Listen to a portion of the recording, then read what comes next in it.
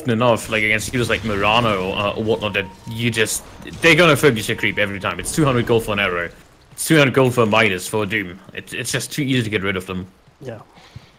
Like, it's fine if you have, like, the Alpha Wolf, some extra damage for push, or the Centaur, the follow-up stun, but if you don't get anything out of these creeps, you just use them as a throwaway vision tool, then yeah, it's not... Yeah, might as well buy an Observer Ward. Alright, Spectre, we've seen this dance before, and this time, not half, yeah. No break! Ages to bring her back. No break coming in just now, and sitting inside the macro pile, but not for too much longer. That's the ultimate. Please do go to somebody, he can, Haunter. But actually turns around and kills Jakiro.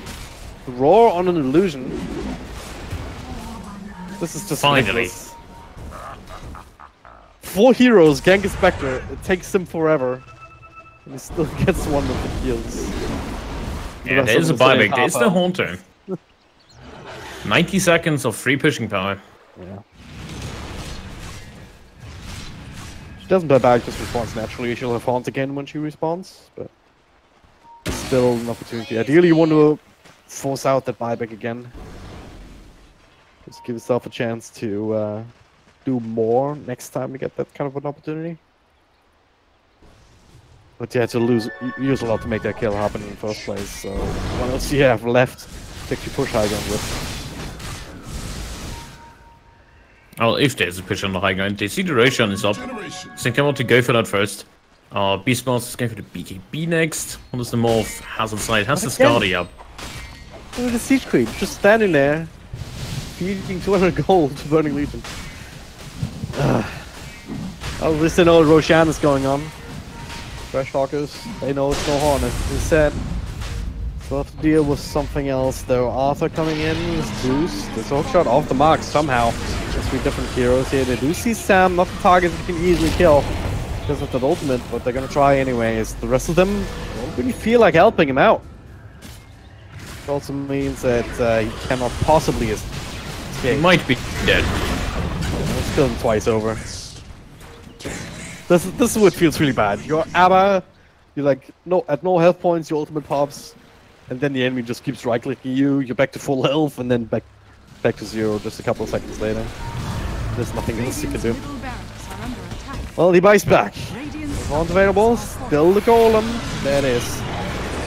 Poor Jakiro. Oh, just really the Jakiro. And they don't want to stop at that. Arthur, he's running. But can he rest it down with a raw follow-up? Yeah, that's a dead Bloodseek. He can buy back too if he wants to. It's a golden drop. Also, he needs to stop off with strength. Oh, well, maybe not. It's actually a better idea. Just dying. Getting rid of that fatal bond so you don't kill your teammates. Now. That's one fast Bloodseeker. Life, but he's being bashed. BKB coming out. It's time to morph strength. There's plenty to go. Another waveform in a second. The rupture, though, not making it easier. But you have to fight your refresher into another BKB, another waveform. But it's still trying to bring him down, forced to fight, but he can't. Him and his Dragonite end up dropping to the sheer power of the Spectre. Nothing. BC, you can't run here. Just runs you down and. Or can he? Oh, sorry, he's still standing. How much longer? What can he do? 20 seconds until the Raw.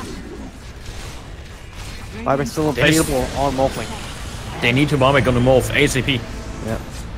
That's an Occupier. Yeah, they forced everybody back. There's no Haunt up and running for them. There's no Golem.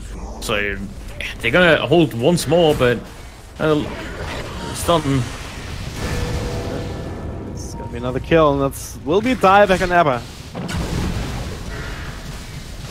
They can get him now. If they can get Bloodseeker again like last time, beginning of the fight, he also bought back for this. It is worth remembering. There's still an opening right now for Trash Talkers, just like before, and this time I think they're wising up and they realize it too.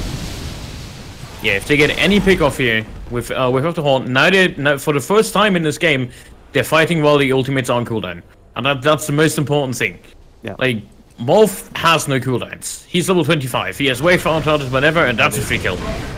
That's a series. That's another buyback. The roar comes out there onto the Bloodseeker. No follow-up damage though. They're focusing on the racks, but they need to focus on the heroes. But Spectre, it seems impossible. With the follow locked in, didn't get the morph off in time. All the chase, he's dead. Down for the count. It's the rest of them trying to get out. Desmond finds a TP back. I think defensive hook shot there from the Clockwork, but is this game? Also is dead, and this might be game. I was about to say before the fight started, either they win now or they lose. And guess what? They didn't win that fight. What happened to the cheese? They're all tipping a morphling. Yeah. We NA know. They know. They know as well as we do. Like, he didn't get the morph off, he didn't get the cheese off, he was controlled up and bursted down. He does not have buyback, neither does the DK, and there's a Spectre who does. Enough money to go for a bit of trouble? No, not quite. But it doesn't matter, I don't think they can kill us. This game, they can finish it right now if they want to. They don't even have to bother with the racks. Spectre takes literally 0 damage against this. 4,300 health, you have the heart to always regenerate, you have the blood rage to work with. Yeah, big job here, Desmond. He's dead. Sooner or later. There we go. Carl. 1, 2. Roar right outside the fountain. Double roar, but look at this. They have no damage whatsoever. Takes them forever and a day. Okay, I guess with the. I get him. That's actually pretty huge, but there's still the raid boss to be killed. And yeah, and the raid boss and the 2 guarding golems. It's like the bodyguards of the raid boss.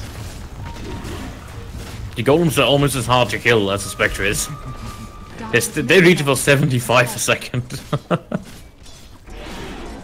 One good thing is that there's actually not a lot of tower damage, as it turns out. So we got the mid racks for morph respawns.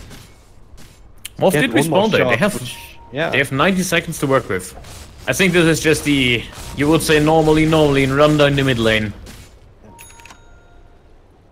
It still seems very desperate.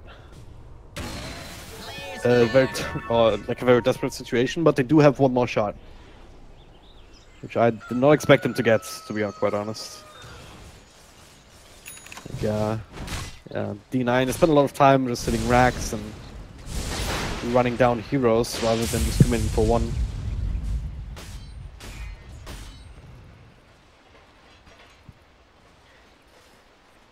Alright, what a turn of events. You're on the timer. You mentioned it minute 20. Or minute 15 it is. You're on the time against the Spectre. They had a disastrous laning phase on D9, but hey, it all works out, I guess, if you just have a Spectre. Not again! It's the 3rd time they feed money in this Roche pit.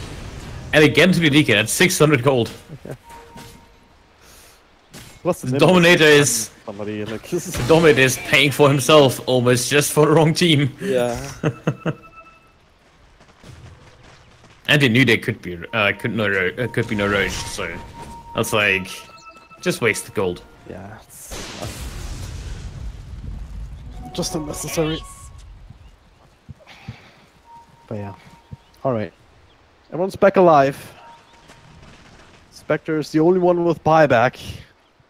Yeah. And funny enough, the only one who probably won't need it anyway. Now Warlock will have it soon enough. 40 gold. Okay.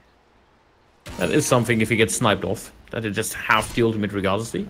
Yeah, it's actually quite important.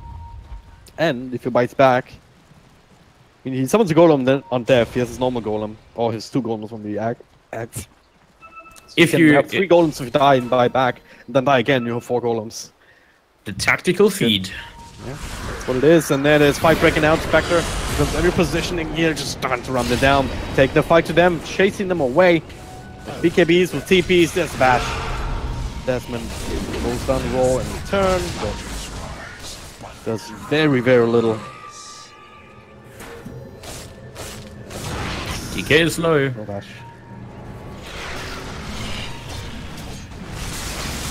Not chasing this. Yeah. It's a Haunt down for the count, but it's also a Beastmaster down for the count for 100 seconds. Yeah. Nothing is stopping them right now from just bearing down this lane. Tier 2 still standing, but not for too much longer. have 2 catapults to work with. Dire's bottom tower is under attack. We turn this into a Dire's high ground bottom push. tower has fallen. I don't see them losing this fight here. They just do whatever almost. And I just see the Spectre doing this. yeah, Yeah, pretty much. Fight the carry. Carlo's dead. That's a bit of a stun on Burn Legion on the half health. Nice little goal in the Fatal Bonds. This is what we keep seeing here with these heroes. The big combos, Alright, Morph. the quick instant deaths almost, and that'll be the end of it. Dire's bottom tower Game number 1, going in the hands of D9. Dire's ancient is under Not just yet. They're working on it. That's it for Golem. They still have a clockwork, right? They can do it. No. radiant. Almost. He tried. These teams, man, they never call GG, they just wait for the Ancient to be right-click down. It's crazy. I prefer that, to be honest. This isn't League of Legends. Come on. Game is not over until Ancient falls. Yeah, just wasting time. It's not wasted time playing Dota. You never waste time playing Dota. Whatever. Any last words about this game? Just gonna quickly look at the damage from the Spectre. Yeah, 60k damage. So Zeus did a good amount, like, for the fact that he was position 5 and then absolutely nothing. Just 40k damage. I bet there was a lot just from the one of Fatal Bonds. I think Fatal Bonds damage is more. Yeah, it does. We all get skills. I wish we could have statistics for that. How much it did from what source. Well, we know that Fatal Bonds did 6,351 damage in total. Yeah. Minimal stats. No source. But yeah, well, it was a lot of everything. Anyway, long and short of this game really was that Trash Talkers didn't use the timings that they made for themselves after kind of winning the early game and the early mid game.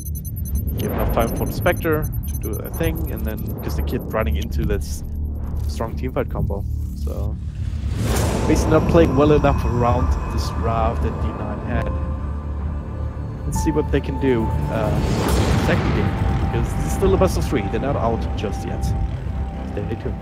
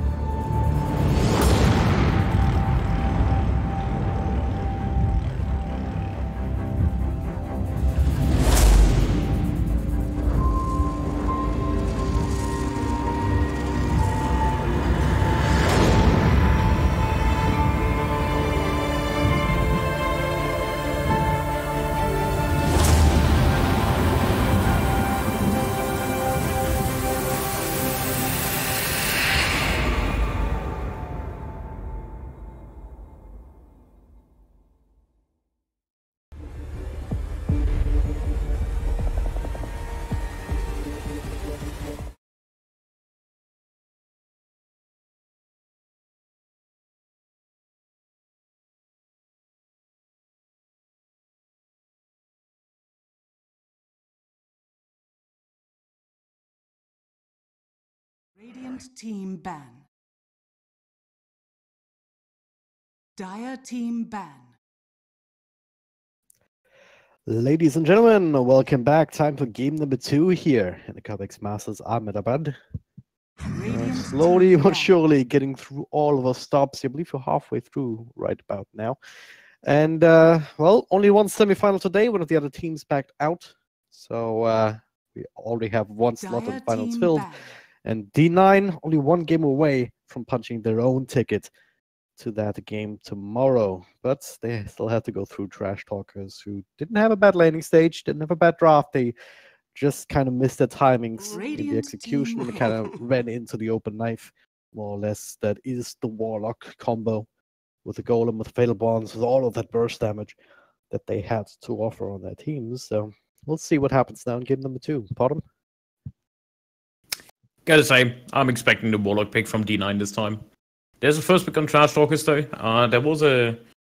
There's a Spectre ban 10 instead. I seconds was actually thinking about why Spectre? Why ban the Spectre and not the 5 Warlock? seconds If you run remaining. into so much trouble, but let's see. Do you just run the same stuff again, just without the Spectre this time, or are we gonna see something new?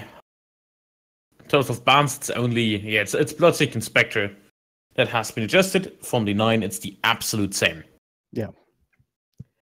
We'll see whether they're probably thinking about, hey, do we actually pick the Dire Warlock ourselves team now? Do we go for something like a Beastmaster that's Underlord instead? And Not a fan. Yeah, same. Not a fan. First pick Underlord is like, please pick Monkey King. We want to lose our offlane. Yeah, it's not just Monkey King. There's any number of lanes actually do decently well against them. Especially if that hero's left alone 10 seconds or has remaining. a 4 position that doesn't really make up for his shortcomings.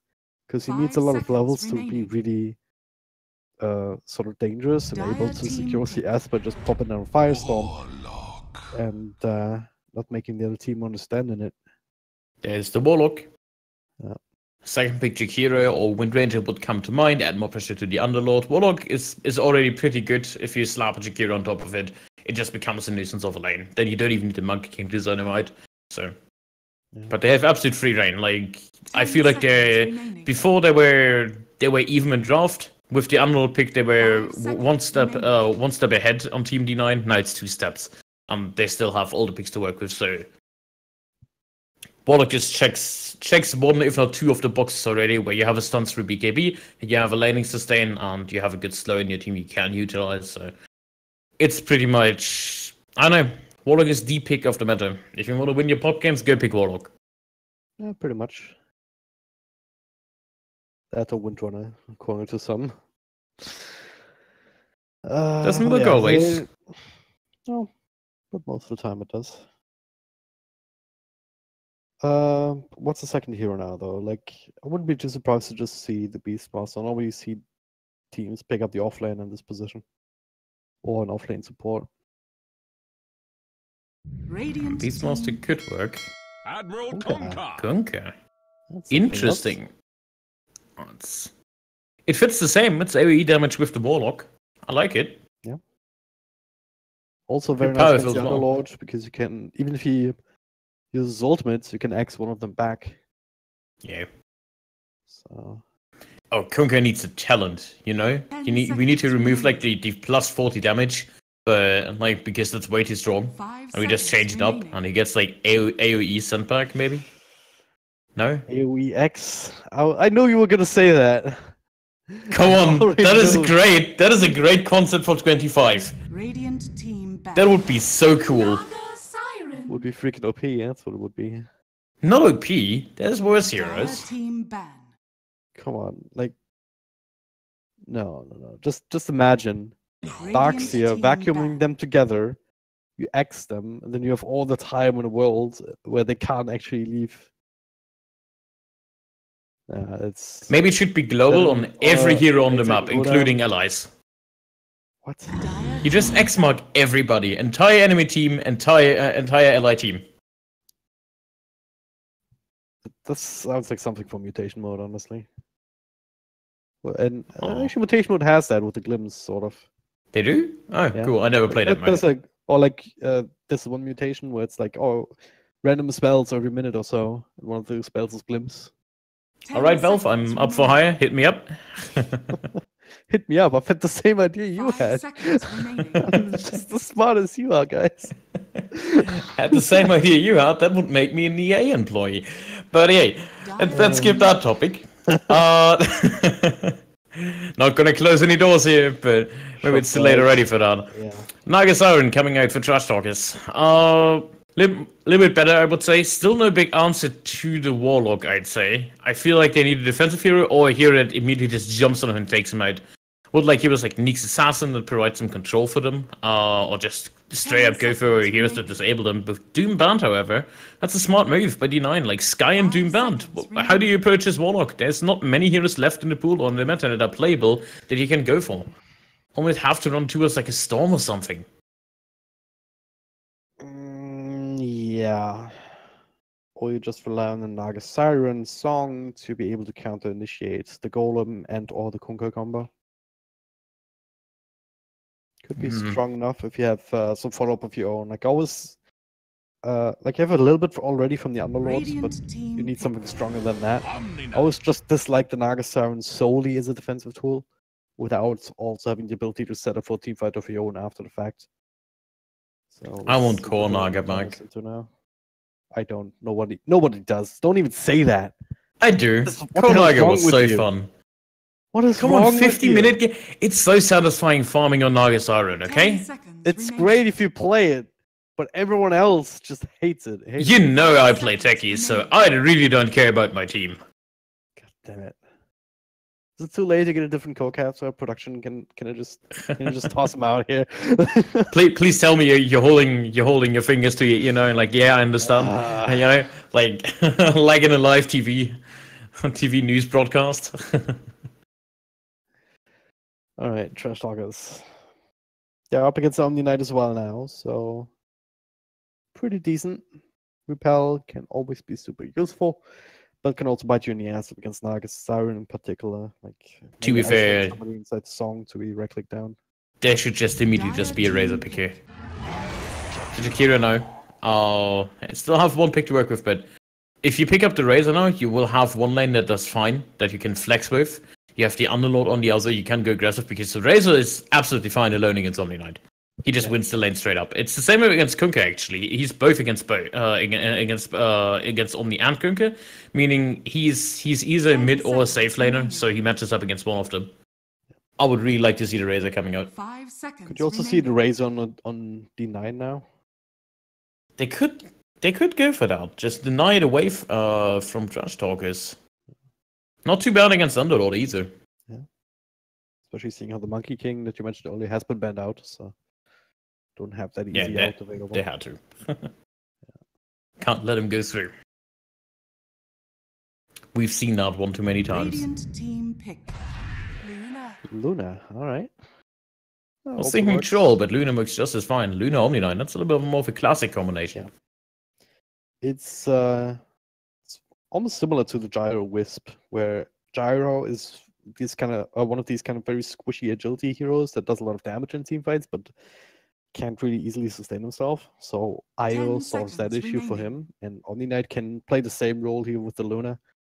And Glaives work really fine with the Warlock Fatal Bonds too. Well, Glaives and Eclipse, Same like, a lot of team fight. I think they would have gotten to the Spectre again if it wasn't banned. Yeah. She's pretty good against the Underlord as well. She cancels out the passive of Underlord completely, and you have magic damage to work with. So he can't even easily TP away from you. There's the Storm. Hey, called it. Alright. Yeah, I like that Storm pick, but I still feel like Razor would be an excellent 5th pick. Should be banned out by D9. They gotta make sure that their offlane Omni Knight is getting something, unless they want to run him in the 4 position, and this is just a bait.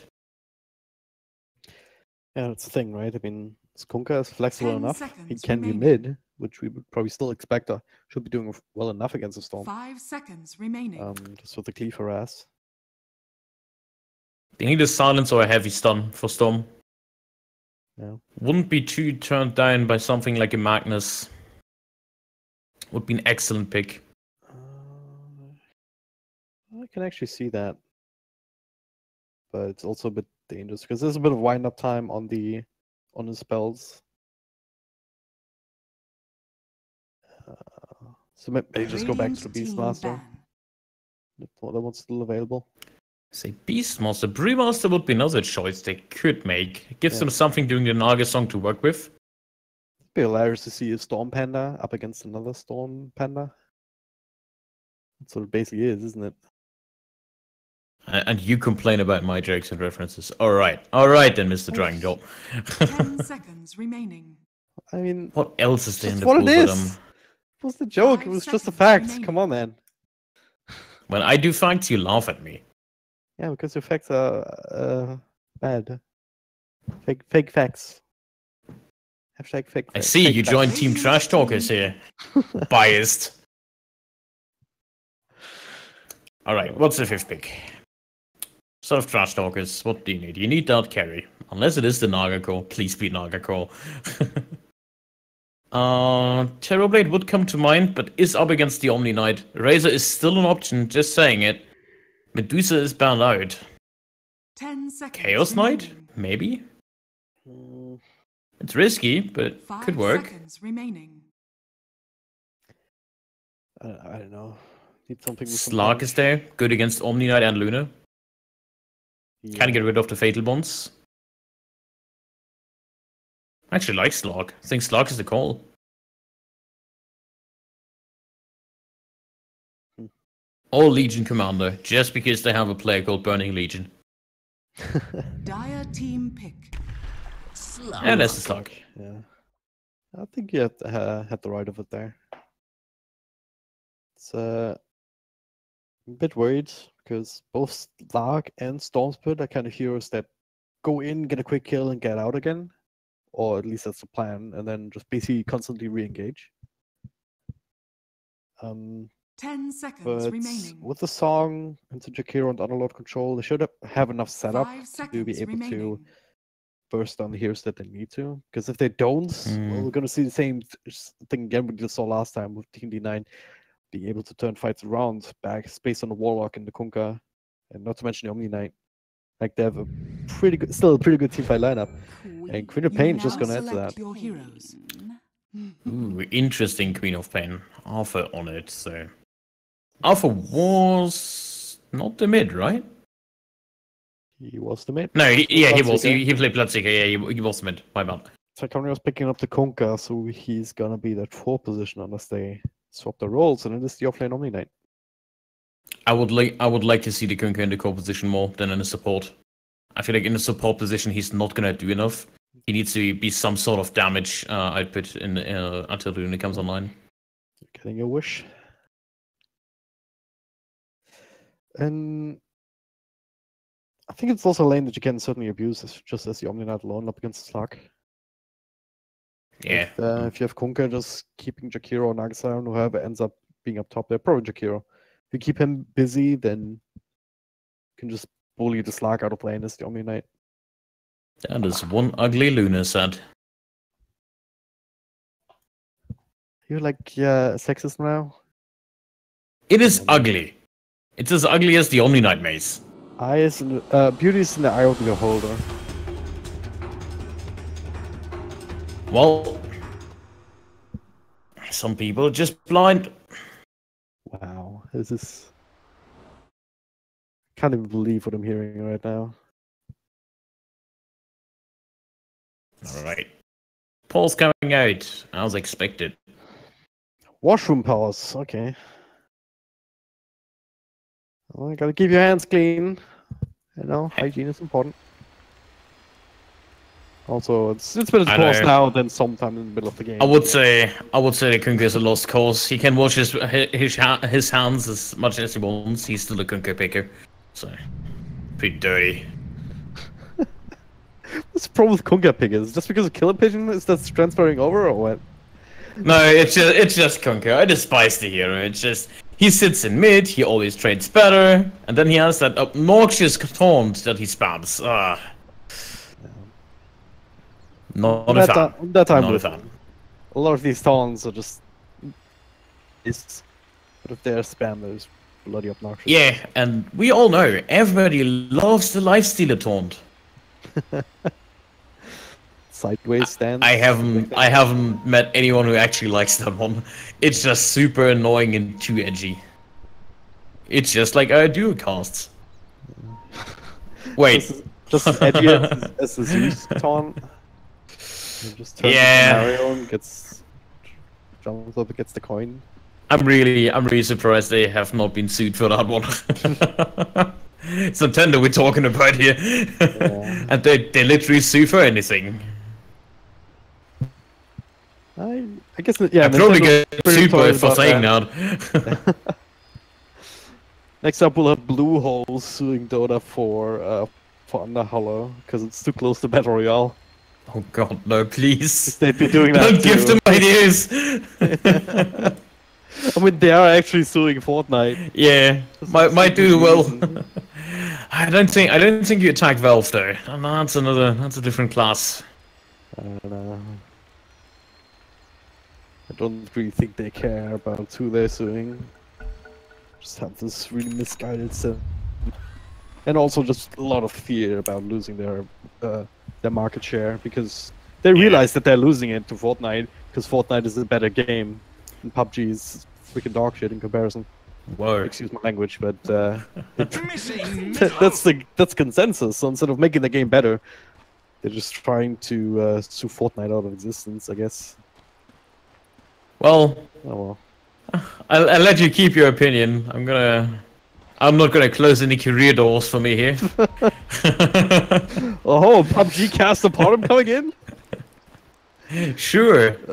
He's shooting the thing with the thing. Wow, he's doing the thing again, where he shoots. It's about the level So of exciting. casting that would be appropriate. Yeah, with the difference you only have to say something every 5 minutes because nothing is happening.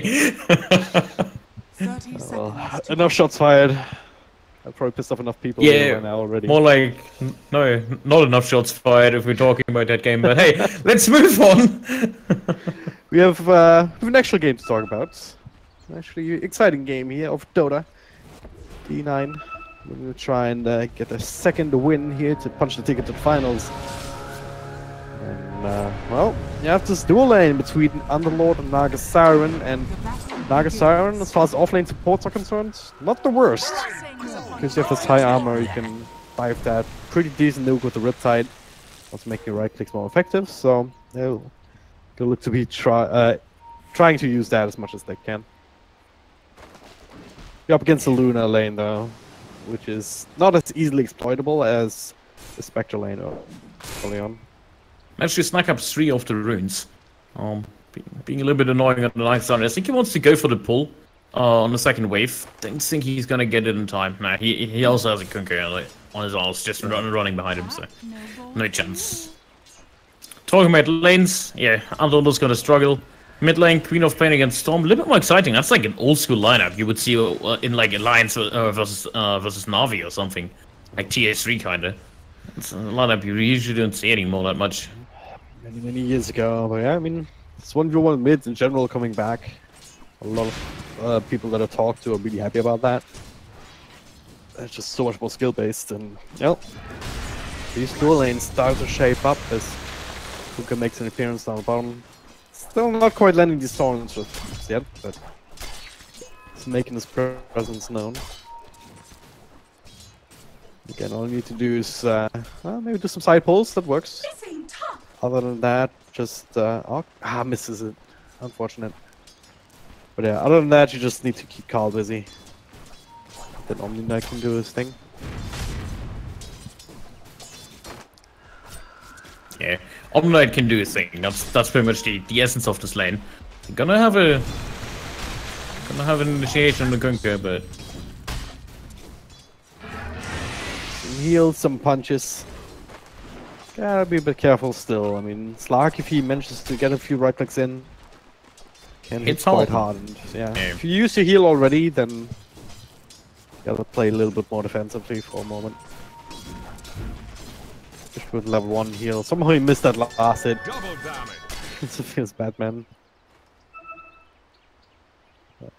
yeah, the only upside they have him is that he's gonna get a lot of experience while the Kun gets away. That's a triple range creep wave coming in under his tower.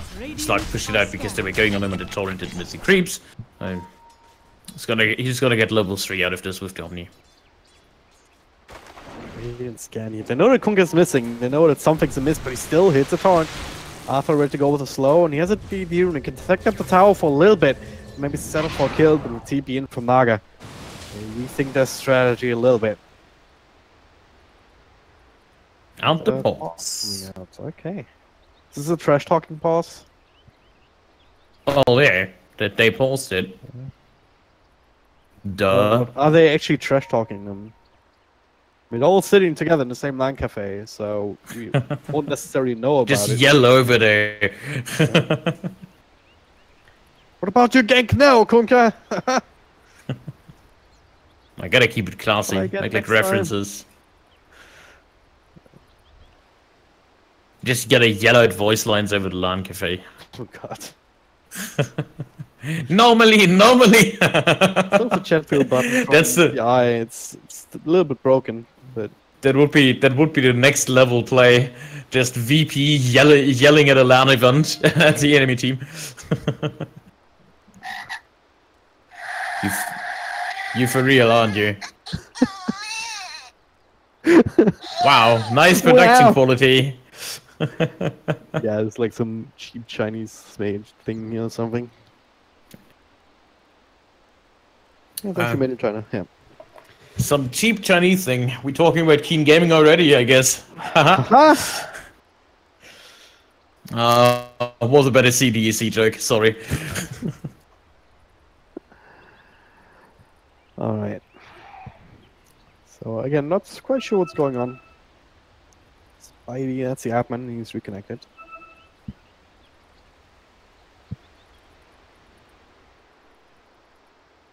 So far, I mean, if you look at the Stark, he's doing quite well for himself. This pressure has not really manifested itself just yet, just because Kunka is everywhere over the place. I wouldn't say so. Actually, he just used the self. He took a lot of harassment damage. The Omni Knight is needs 1 creep, then he hits at level 3. There's a pull going on, so he's gonna have a little bit on weight, but he's gonna have to sort of get a reasonable timing. And if he doesn't die, he will have that spam on the Slug with the purification. And I feel like there's no tool to heal up the Slug early on here. They have 1 self left on the Jakiro. He has 5 tangers, but these disappear pretty fast against the Omni Knight. You can't really trade hits with him, because if you tank the creeps and there's a purification, you basically lose all your harassment beside like some stats you steal away. Yeah. Alright. There right now, if you compare it to Luna, they did do some of these, did 1 pull, get the Underlord here, level 2. It's almost level 3 here, regardless, as he got himself another creep wave now. So they're pulling out all the stops to make sure this Underlord gets the levels and doesn't have to actually play against this lane, which is probably the right call, but it also means that the Luna should be able to secure pretty close to max CS. Might have to pop the Salve now. She's has to tank up the creep wave for a little bit. But at the end of the day... Right. What happened indeed? I would like to know. Same. DK happened. Oh no, not again. It's not even in this game. Yeah. Caster issue. What?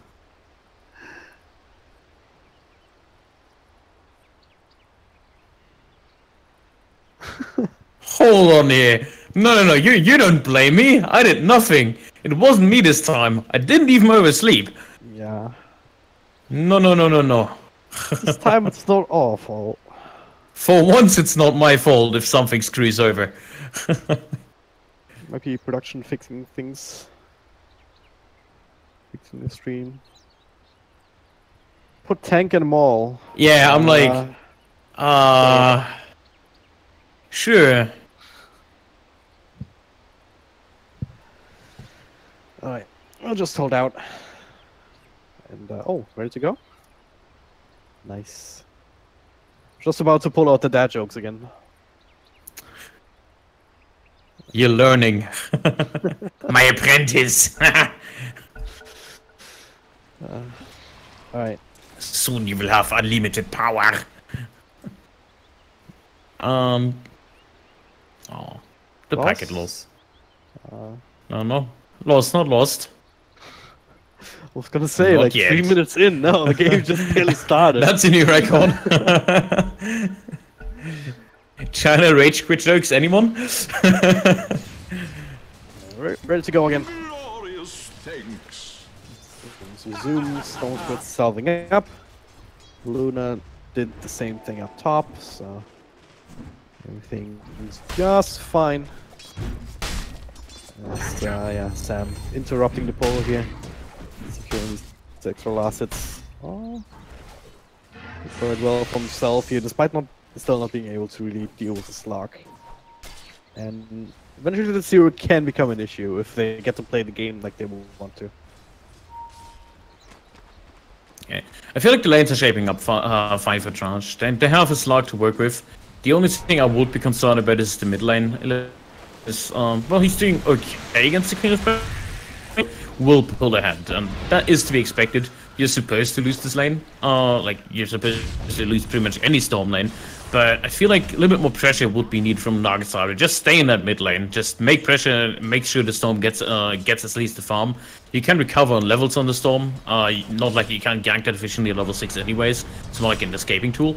So just make sure you get like early mana reach up and running, and you secure that by having some farm. Well, so far they're not doing that. We'll see if it ends up biting them in the ass.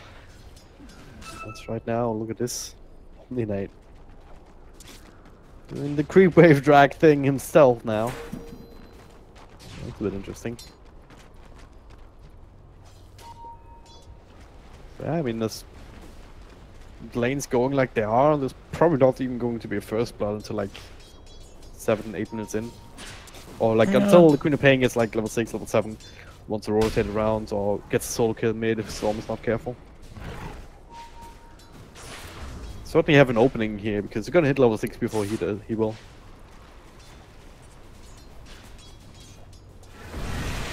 Little tussle down here, Carl. Oh no.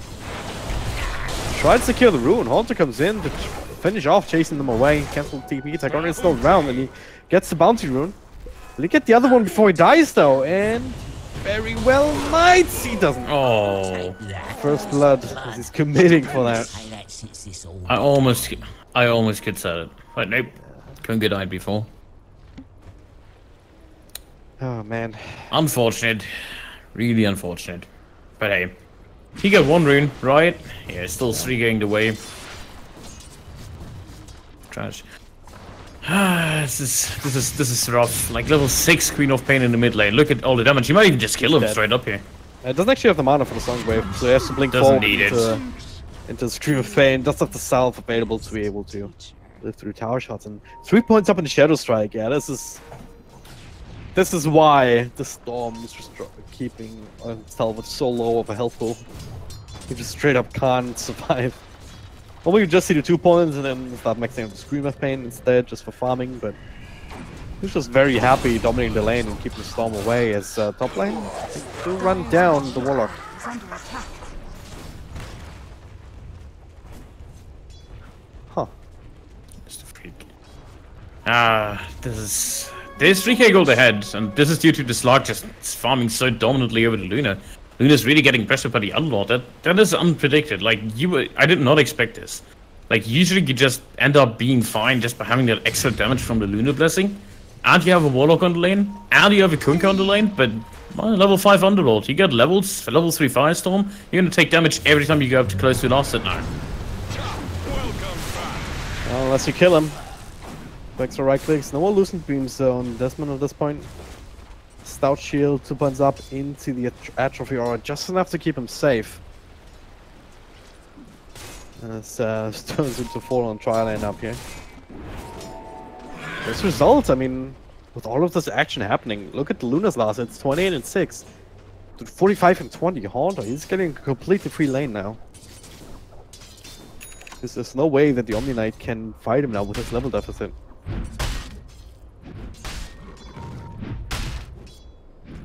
Yeah, level deficit indeed. This Queen of Pain is just I see Habain, he is going for the power treads. I would have really loved if he just rushes the Veil. I feel like with the Veil, he just run around the map, kill the slot all over again. Oh, nice little dodge on the dagger in the mid. But there's a Kunkka sitting by, and they might have a Tor and completely missed it. Oh. Jumping him anyway. Oh, deleted. Wow. Well executed. Storm right now. Like there better be some stacks coming out soon for him to catch up on. It's a level 4 Shadow Strike. He maxed it. That is crazy. This is something that you normally see out of melee lanes, huh? No, not melee lanes. Just 4-position co-ops when that was the thing in SEA a while back. Oh no. They max out. Oh, nice Torrent actually. Catching Underlord. But Luna super low health can be bursted down. With a Storm Spirit just a little bit too late to the party. That's what straight up TPing. He's going to back. Still gonna be receiving quite a bit of health points from that stint in base. So he can fight again. The Axe actually helping him out as Lycondris. He's gonna fall too. They do get the... Yeah, Arthur rotating in. They do get the 1 kill and maybe the second one with the damage over time onto the Underlord. Looking to try and deny him, but another one. The last take was too big. Yeah, level 4 dagger. That's really coming in handy. I really like it what he's doing. That is a super smart move actually on his end. Yep. Oh. So much damage on the dagger. You don't often see it, so you can't often talk about it. Yeah, it's like 50% movement slow as well. So I know. If you ask me, that is a really good build this game because besides the Storm, nobody can really dodge it out. I guess yes, Lark can, but well, I think it's fine. The only problem they face is the Slark farming up too quickly because he's going straight for the Shadow Blade, and I feel like the moment he gets it, he's just gonna hunt this Luna around the map. Yep. Well, it's the danger of the Slark with a lot of early farm. You can certainly turn it into more.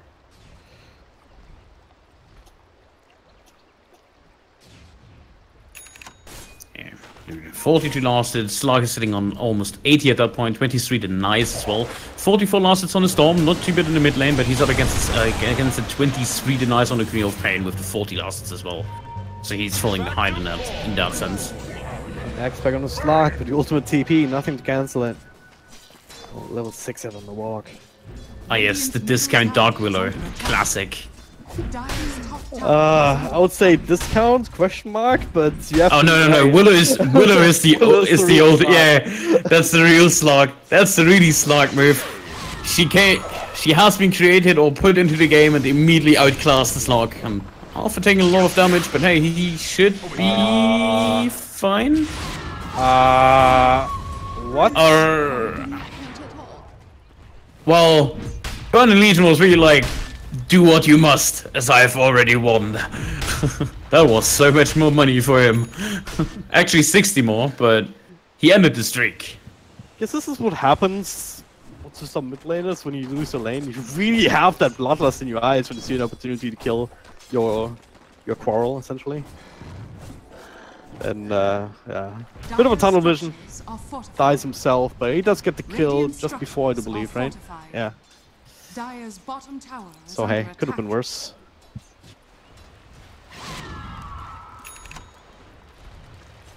Okay, game slows down a little bit.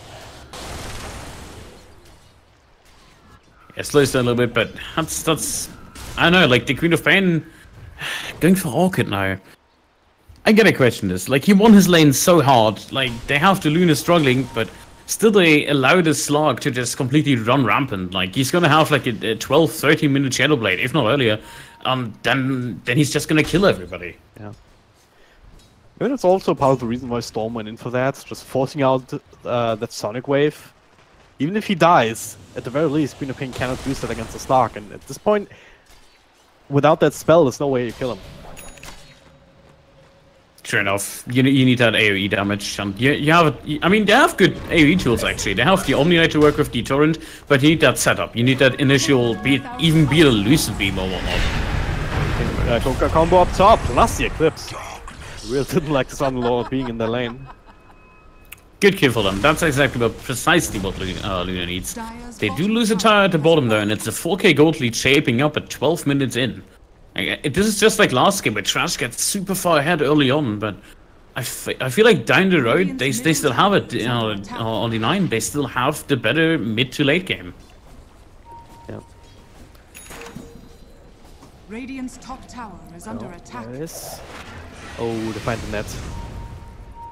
But Slark, yeah, I was thinking of somebody else. Maybe could have caught somebody trying to go help the Warlock, but they leave him to the zone to end up dropping and well, get a free kill, put the pressure on top, and well, they get towers for free. Like there was none of this trading that you sometimes see. Nice. Yeah, nice extra combos. That's the one good tool that they have against the Storm. That was actually really good. So he teased using the X mark to bring him back, and then Storm was using his lightning his ball lightning, and just couldn't dodge it, and then he just pulled him back afterwards when he was in animation and torrented him perfectly. Radiant's bottom tower is under attack. Oh, get another tower up top. And drawing a line, drawing an arrow. Hey, this is where they are, guys. Yeah, Go they are somewhere here. Just find them.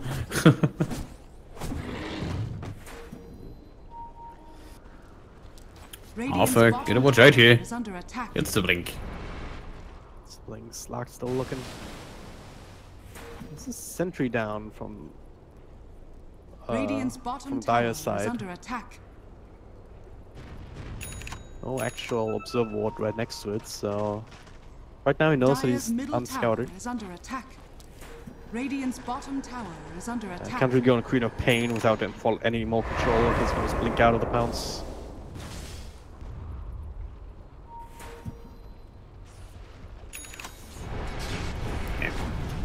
Going to try and hunt for this Omni Knight. Hunter actually finds the jump, but yeah, Ripple makes sure end of that. There's a net coming out, so he's doing a lot of damage, and that's forces out the ultimate. Goes on even further. I think he wants that kill. I think he gets super greedy on it, but that is really far extending into a tower. That's a lot of games used, but there it is, the big combo. Not sure if they actually got the extra damage from Fated Bonds to the Sonic Wave. Either way, right now they all survive, but Desmond can't take more damage. Burning Legion cannot afford it. And he's actually going to take out the dad on top of the Shadow Word. Desmond himself also calls a nice little torrent. Team killer! So despite the Song of the Siren, Storm didn't have enough mana left for TP, he couldn't get out there. And then Bird Haunter, alright. He's making it a little bit more digestible.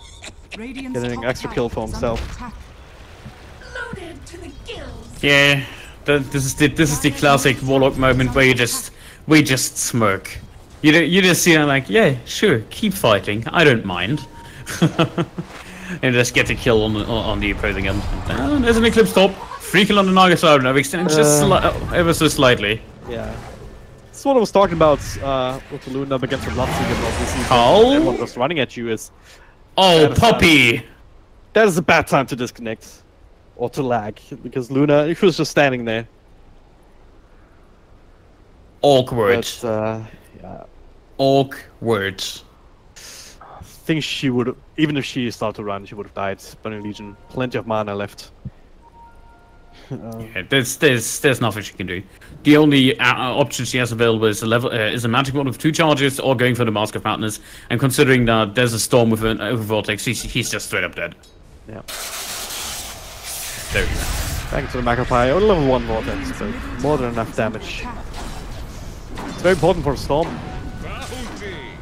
Because he has a lot of catch up to do. I mean, Slark, being as strong as he is it's good and all, but there's only so much he can do as the game goes on. And D9 just continue to go for these 5-man group ups around that golem. Obviously, you don't have it right now, but you know what I mean, right? Slark doesn't really like engaging 5-on-5, so you need that extra bit of damage dealer to be able to get these quick kills to give you the advantage.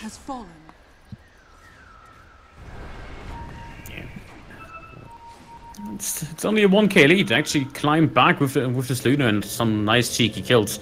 Like I believe the last 2 eclipses, or we have seen 2 eclipses this game, are due to kills, and every one of them was a kill. And together with the teamfight bottom where you get a kill on the Underlord +1, and there's a lot of money actually going their way, and become more lag.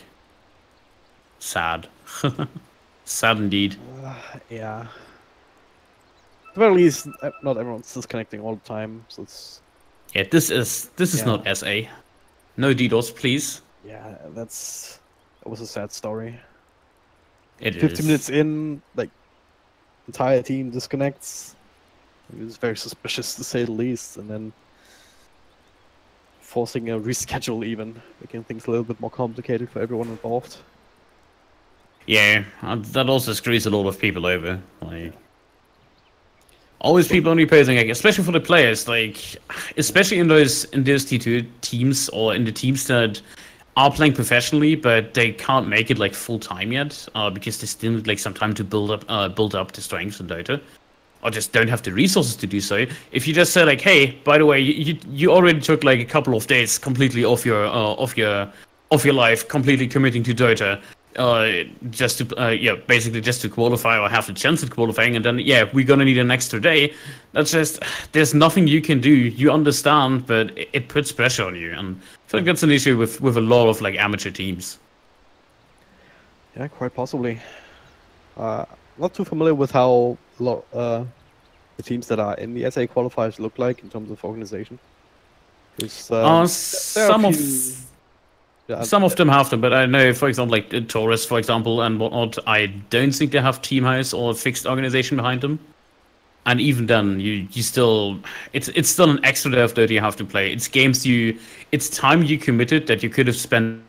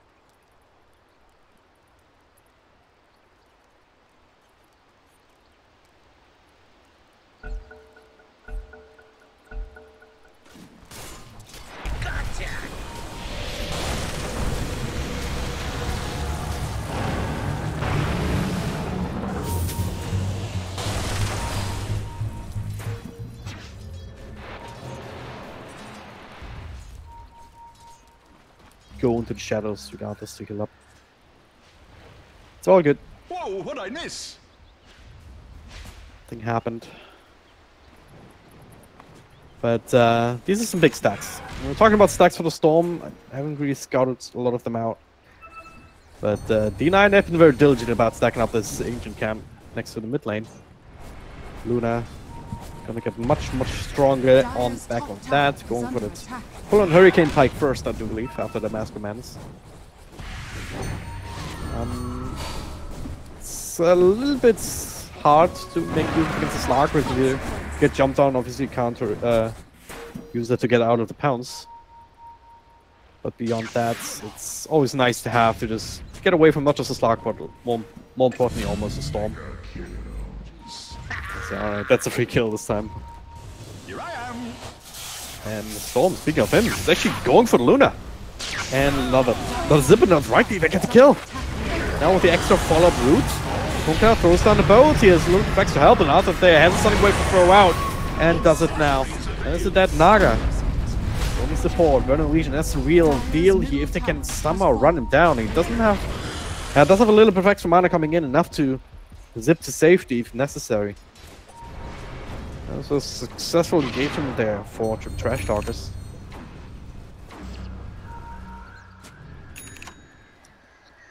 And Queen of Pain. I'll get that already. But yeah, still, without the ultimate, limited damage output. Still should be enough to fight up against a Storm. But not for too much long, as he does have the duels coming out. And at that point, the silence, of course, doesn't really help you too much in terms of blocking it down, unless you can time it somehow after the Yules, if you force it out some other way, for example with the axe. Alright, I guess. Orchid coming out in the slog. That is a big key item timing. Same on the Stormspear, who he will be finishing up the Dual Scepter just to counter out the Orchid from the Queen of Pain. I feel like it's still going pretty good from the end of Trash Talkers, simply because they have two heroes that slowly pull ahead and really make a difference here. I actually expected I expected the Queen of Pain to do way more on the map than she's doing right now.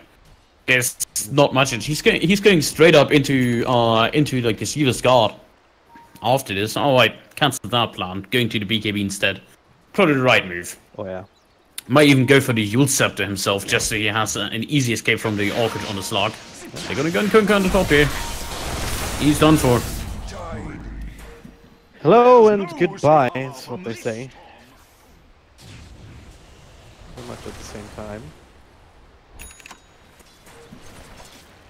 There's the Orchid from the slog, yeah. So, I was waiting for something like that, and under that background, the BKB makes a lot more sense and is a lot more necessary than any other item really for the Queen of Pain.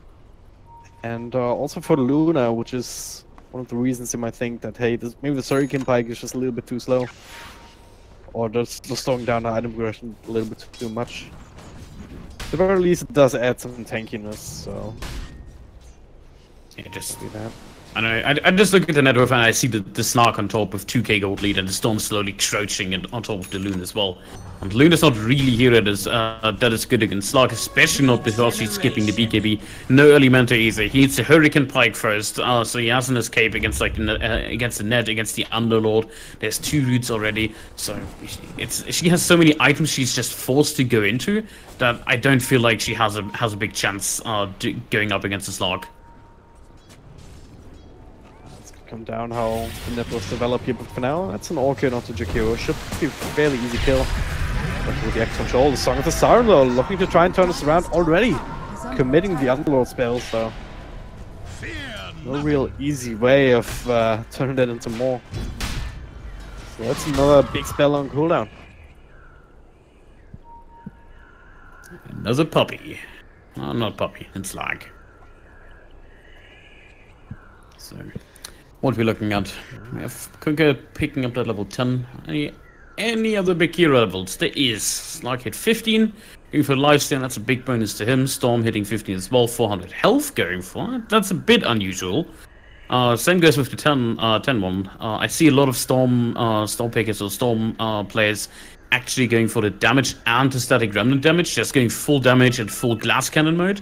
But I guess in this game, if you're up against an Orchid and a Kunka, the 400 health is just straight up better. Same goes with the mana region. So you already have an Orchid, not an Orchid. You have a Yule Scepter to work with as well as the Kaya. So it gives you a lot of intelligence. It's sitting on 17 mana region a second. That's without any bottle or whatever. Yeah. So that is a pretty solid item. Not even sure if he needs to go towards the Bloodstone. I think you want more control focused things. I have 2 roots after all. I guess that's fine. There's one of them. Yeah, there's one, and that's very quick. That Arthur, nice little boat. And Warlock, he's actually still waiting on the Shadow Blade. Drops the Golem now with the Fatal Bond, but without the Queen of Pain to follow up, how much can you do? I guess Sam nice little loot there, but also on Arthur, he can just seal up with his own ultimate. And even this Guardian Angel will not help them at all. GT is cancelled. So he is dead, and so is the Conquest Haunter. Brings him down for nothing. This D9 just staggering the spells way too efficiently and just committing to this fight without the Queen of Pain, without the damage dealer. Or one of the damage dealers, even Luna wasn't part of that at all. And speaking of Luna, Haunter. It's gonna be another soul kill, especially with that Orchid.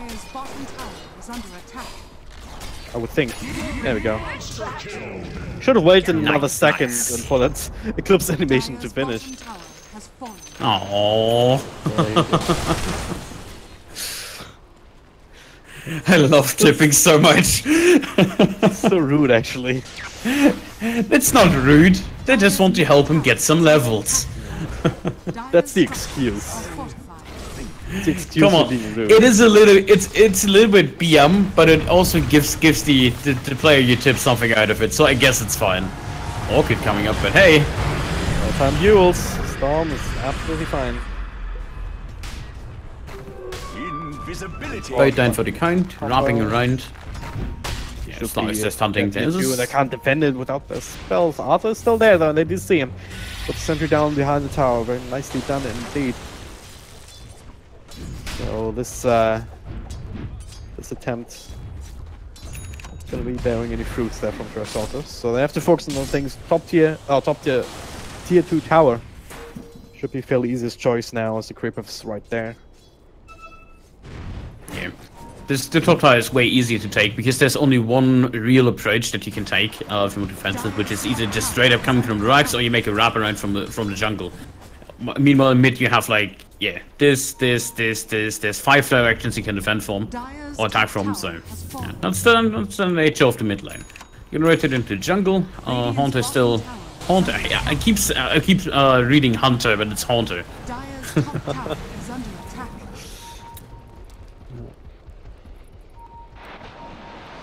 Right now he's still sitting perched on top of that peak, essentially. Are scanning. Power peak. Power spike, if you will. Now, yeah, again, that's another free kill. Especially with picking up the D-Do on the way, Omni Knight. Actually keeping himself alive with that sort of defiance, so the Orchid Pop's not finished him off. He has to be very, very fast. They call in reinforcements, but Legion finds the Queen of Pain, overstaying their welcome. And Sam is not even out of the woods yet either. He's inside the woods right now. Oh no, they can't fight him. Gets the right Somehow he spot. finds the right spot to TP out of. Was an ice path, but could have gotten lucky. Didn't work out in the end. I don't know, I feel like Trash might end this game within the next 10 minutes. Yeah. I feel like they have an easy timing here. They will finish up the Bloodstone. They have Slug absolutely snowballing out of control. Let's go for the BKB next. The moment he gets the BKB, you just don't kill him anymore. There's just nothing you can do about him. Yeah. The X with nothing more committed. Probably for a pretty good choice he has the need. So think about defending high ground, which is the one thing that we still try and look forward to. Defending high ground with the Warlock and hoping that the Trash Talkers do the same thing that they did last game. Basically just throw their bodies into them and then die to the Warlock combos. Yeah, the only problem with that is that Slug just easily gets rid of the Fatal Bonds, even mid-fight, and then he goes into the ultimate, it's basically fine. Yeah. I would even... I feel like at this point it's out of your control. Even with the Warlock, there's not much you can do. You need the Slug to make a very big misstep where he wastes all his invisibility and spells and then gets nuked down by an Eclipse or by Queen of Pain. But the moment he gets that BKB, this will no longer happen. Yeah, just like that. Well, there could have been one of the mistakes if actually committed on the Queen of Pain. Now X back into throw into the boats. Okay. Yeah, they need approach of the X. They need exactly that. Yeah. The revenge tip. Yeah, you deserve that one, Haunter. You know it. Radiant's middle tower. He's still killable, as it turns out. And now Roshan. B9. They get themselves these objectives to kind of offset the massive gold advantage the Trash Talkers will have, not just on the course, but also bear some of these supports. That Stone Spirit, look at where he's at. He has the vision, zips across, they know he's there, but he's orchid it up! No! You accept it only now, but it's only super cool. Do they have to follow up? They do not. Clips you. Actually, they did have the axe. But could not finish off enough damage here. Arthur snatched the ages. As the Raiden actually gets lasted on Roche. That was song with the Siren again. Into nothing in particular. I don't even know what was happening in that Roche fight. Everybody was all over the place. I don't even know who was hitting the Roche. Who deserves the Roche kill more there? I feel like the Raiden did the majority of the damage at the end. So I actually get the last hit. So they get the money out of it, I guess. They can kill the Corp easily enough 2 times. That's not the biggest issue. There's the BKB coming out for her now, but did not stop them in the past, just locking her down. I think they got the axe from the Storm after he ulted. Or just before, and they dragged him back, but Luna was ahead of the Roche, or in front of the Roche pit with the Eclipse, so he didn't have that extra follow-up damage, so he could just straight up zip back out again. So if they get the Storm there, it's a much better fight. This stands at the very least they get the Aegis in their own hands, and most importantly, not give it over to Storm, because that would have been Yeah. the invitation for Trash to just end the game essentially. And this He's might well finding- still be with the Arcane Wind in the bottle.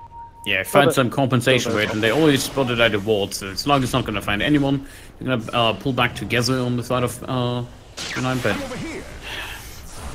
still, you kind of, do you group up? Do you keep farming the Luna? Because Luna, like, look at the farm, there's no Manta on the way, has to go into the BKB after full Hurricane Pike.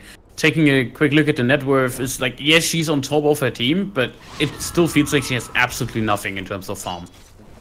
Until you get that Manta, you will keep getting targeted, and he's just gonna get his BKB forced out every time. Yep. Radiant's There's bottom tower not many is under ways attack. that they can take team Radiant's fights that are bottom favorable. tower has fallen.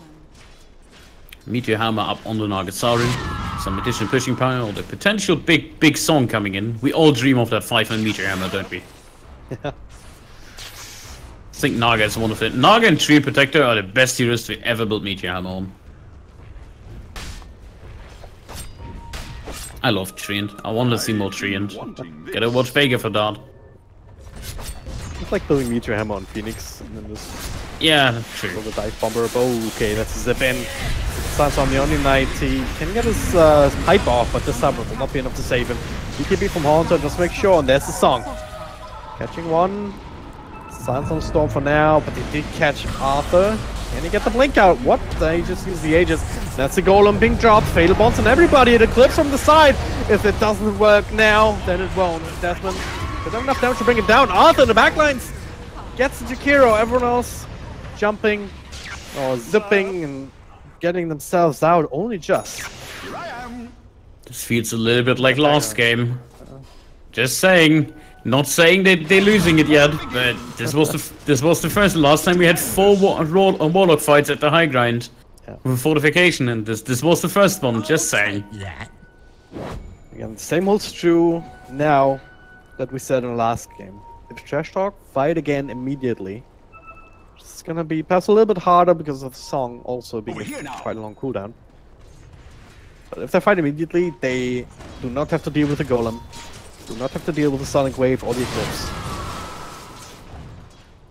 And D9 they know it too, so instead trying to push out these waves and trying to force Trash Talkers into not going for another high ground push right now.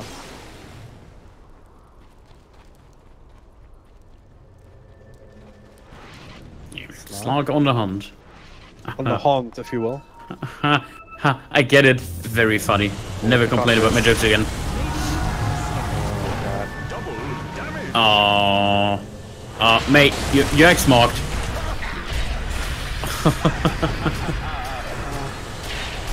Yeah, he's just standing still. I think he realized he fucked up. So 15 Kunkkas expect many an enemy in 2 kills like that. I have not seen a Kunkka do it to himself. This was the first for me.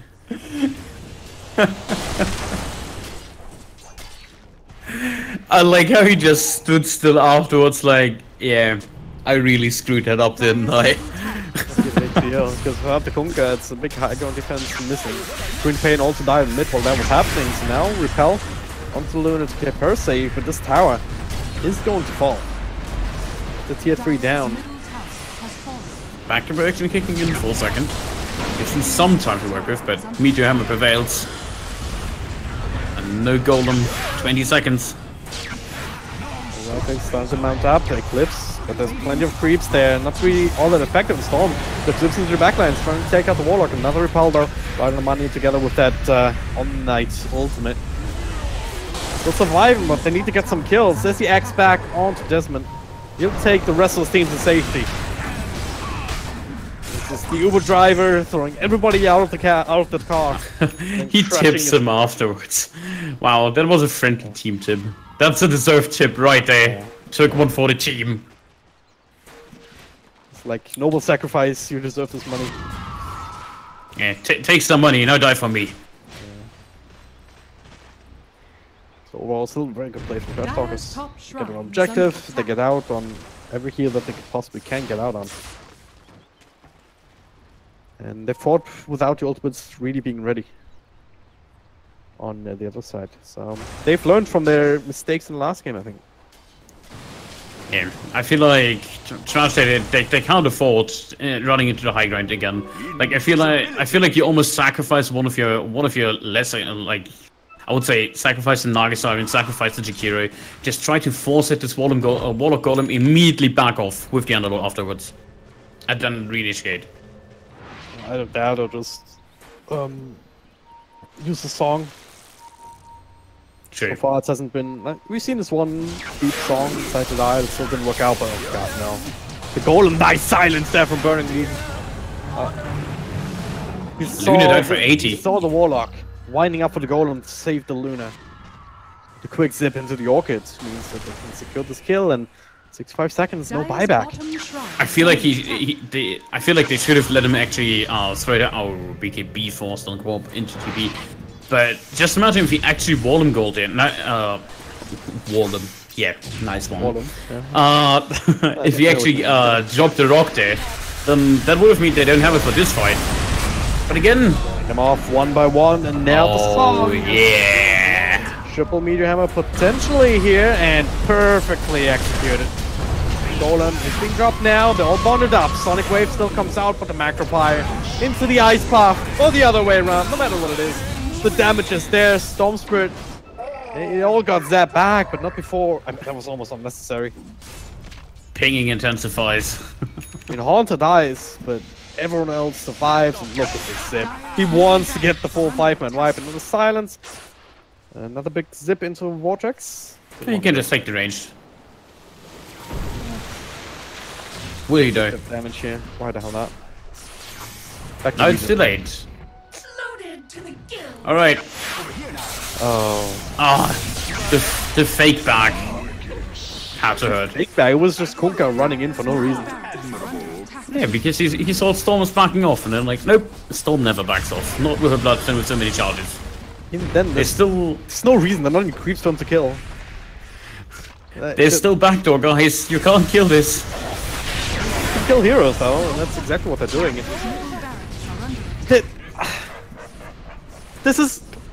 This right here, this should never happen in any game of Dota, because there's literally no point. There's no point for the Radiants to be sitting on the high ground for the Golem to skip the creep wave, and there's no point for the Dire to go in one by one and let themselves be killed. Some solid NA strats. But yeah, finally, backdoors removed, fortification on site, that's one line of frags.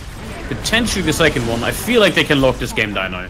Because they know there's no Golem for another minute, and what is really stopping them? This Storm is unstoppable. This is fake back. Smoke up, into the stun, BKB off on time. Not too much damage though because of the repel, so Sam coming in big here for Arthur. Oh. Nobody saw that. What? Nothing. Nothing happened. Move on. What? Move along, nothing to see here. What are you talking about? The ice buff on the route target, he missed it. It's really hard hitting static targets, okay? Yeah. Oh yeah, that's a region rune. The thing is, that's psychological warfare. You're just saying, yeah, I don't even need to hit my ice buff to win this game. You're gonna have, oh my god. Yeah, region rune, 24 Bloodstone charges, and an Aegis and Storm. Yeah, good luck, have fun. Yeah. One of these teams will. Well, will have fun, that is. The other, not so much. Yeah, this is probably gonna be the death sentence. They cannot contest this Roche. They have one more combo to work with. But Storm can just basically force it out solo. Infanto with BK, he is actually the one holding the Aegis, which is very unorthodox. I can understand, because he was struggling before. He's not really that tanky with only 1,500 health. They need him in the fight to keep the pressure up, and he did fall victim to all the burst damage. Yeah. So Storm did not, like, Storm is tanky, like, he has a cheese as well. It's just as good. It's the second rush of the game. Shiva's got up and running, so he takes less damage from Kunki if he starts hitting, because he's gonna sit in the back line. Yeah. So I think it's justifiable. If they definitely want to end the game, they could have put both on him. Oh, yeah, that's repel. Reuse the counters back to half health. There's the X. And the storm used out. Touche. That'll be the end of that. My eternal gratitude. Yeah, he can just poke him with a stick. Come on, do something, Storm. Do something. Angrily points at the monitor. Go shift their focus. Bottom lane's kind of pushed in. Like, ideally, you'd have someone have to stop zipping in towards the bottom to skip that. But they want to keep their position obfuscated or just focus on the shrine. Yeah, if they only had a hero that could quickly travel between lanes and has the drawback to push out lanes, right? If they only. Oh, they're sending Slark down. He's effectively support now. That's your life now, Slark. Deal with it. Oh man. Taking it slow, taking it safe. There's plenty of time left on the Aegis and limited time on the cheese, for that matter. Again, at this point they could actually afford to just dive in head first, even though there's the Warlock Golem and all the ultimates available. But again, they learned from the last game. They don't want to repeat that same experience.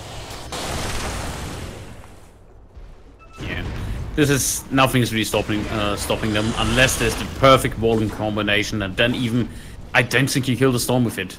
He's too tanky with all this armor, with the cheese up and running, the Bloodstone, and he's gonna dodge some of the abilities, that's for sure. And they have a loaded top they can work with. They have Slark with the Aegis, so the best you can get in a fight is like killing the Nagasiren, the hero, and then getting rid of the Aegis, and then you're up against an Underlord on 3 cores or from the side of trash, and they just keep fighting all the time. Also, I think some spells here, but there's zip into the back. Golem comes out. Oh no, the boat comes out. And Haunter, well, just use the Ace of Death Metal. A lot of damage being shared. He's pretty damn tanky. There's the Song of the Siren. They just turn things around. Full 5-man lineup is there. Carl, oh god. Actually running away from him. He gets stuck. Sure about this one, because we'll be able to run down a few more people. That's Nagasiren also getting a life, and I thought he was looking for more. That's another blink to work with and wants to commit onto Deathman. Oh, get the region rune. Yeah, seems good. Mine. And he still has the chase. There it is, all the way to the side. Control up on the Luna, take kill, especially with the Nullifier coming in, making it very, very easy. Not necessary since BKB wasn't cooldown regardless. Next stop, Arthur. But now there's some rock. Putting on the chase immediately. No rock, just run up. Run up there. Dude, come on, you can do it. No Golem, no Luna, no Sonic Wave. Even though you're missing your supports, like this should still be a very easy push, or easy kills, I guess. Depending on what you want to go for, Stormspirit. No way to get rid of the Suns himself right now, so he's being X. Trying to dodge it, and likely mistimed with a bow. Haunter in the middle also. Perhaps the reason for that, creating some chaos, but they do feel the necessity to get themselves out. Yeah, I'd rather play safe. I think he's selling some excess items. Getting a sheep maybe. Oh no, it's travels. Okay. I was thinking like maybe get something so you can pop the Orchid easily enough, but yeah, BKB will also win them the game on the Storm. BKB, don't be greedy. You can just that's a long zip. I'm actually connecting though, so no damage done directly. I'd question why did he even go back with the Storm if he just zips back in and has no mana again? Well, I mean, he has mana a second, but still, it makes no sense. It's crazy. 3 bottle charges. He's back up to full because he's 3 more now. 88 mana region per second. It's absolutely ridiculous. Only. And Arthur gets a blink out, but hey, guess what? Mobility's BKB is still being forced. This is redonkulous, as they say. Not even ridiculous, just redonkulous mana region. Absolutely bonkers. 20 seconds, then there's another golem up. 5 for the Guardian Angel. So I have some tools to work with. Go again. There's golem. Well, force out on the wall, crossing in the gate, keeping him safe. There's the dust. Just keep an eye on him. Tier 3 has fallen. Another zip. There's the Song of the Siren. There's enough setup here between the two of them. Don't think he will actually reach the Conker, and it will not. He can get a few spells out, but it might be too late. Mules, the boat coming through. Lost control, but don't actually get the kills. Arthur forced to buy back. And it's, well, they lose more and more heroes. Storms are just way too mobile, way too powerful. Maybe now, X back on the Haunter. Once again, the Uber driver says goodbye. Oh, maybe not! Interrupts as they realize they can actually take this fight. Just bait him in, essentially. They're taking damage, but now Arthur, what more can you bring to the table? Burning Legion still only use the cheese in that. Be a bit more careful here. The rest of his mana is about to silence onto Magnusar. Golem actually still alive to run her down. But Haunter, he's haunting, he's hunting. Both of these things. Mini Doom ready to go. The Bloodthorn in the Nullifier. I think it's Queen of Pain though, so not easy to actually get that off on her. Oh, gotta watch out, Luna. Don't stay in one place. He's looking for it. Only a DD rune. Only a DD rune. This time, Luna. So this long. Hey, Bob. How are you doing? Told you a storm was coming. That's game, isn't it? That should be, right? 2 minutes on the sidelines. Unkillable Storm. DD rune. Nice The bit rune pushing. of many wins. That's what they call that. This is another one for them. Slipping in, silencing everybody. An extra golem though, at least. That's also no Omni Knight. Warlock can come back, but even if he does, he doesn't have his proper ultimate to work with. This is nothing they can do in this game. Like, if this doesn't go the way of Trash Talkers, then there's no justice in it. Yeah, they have no Spectre this time.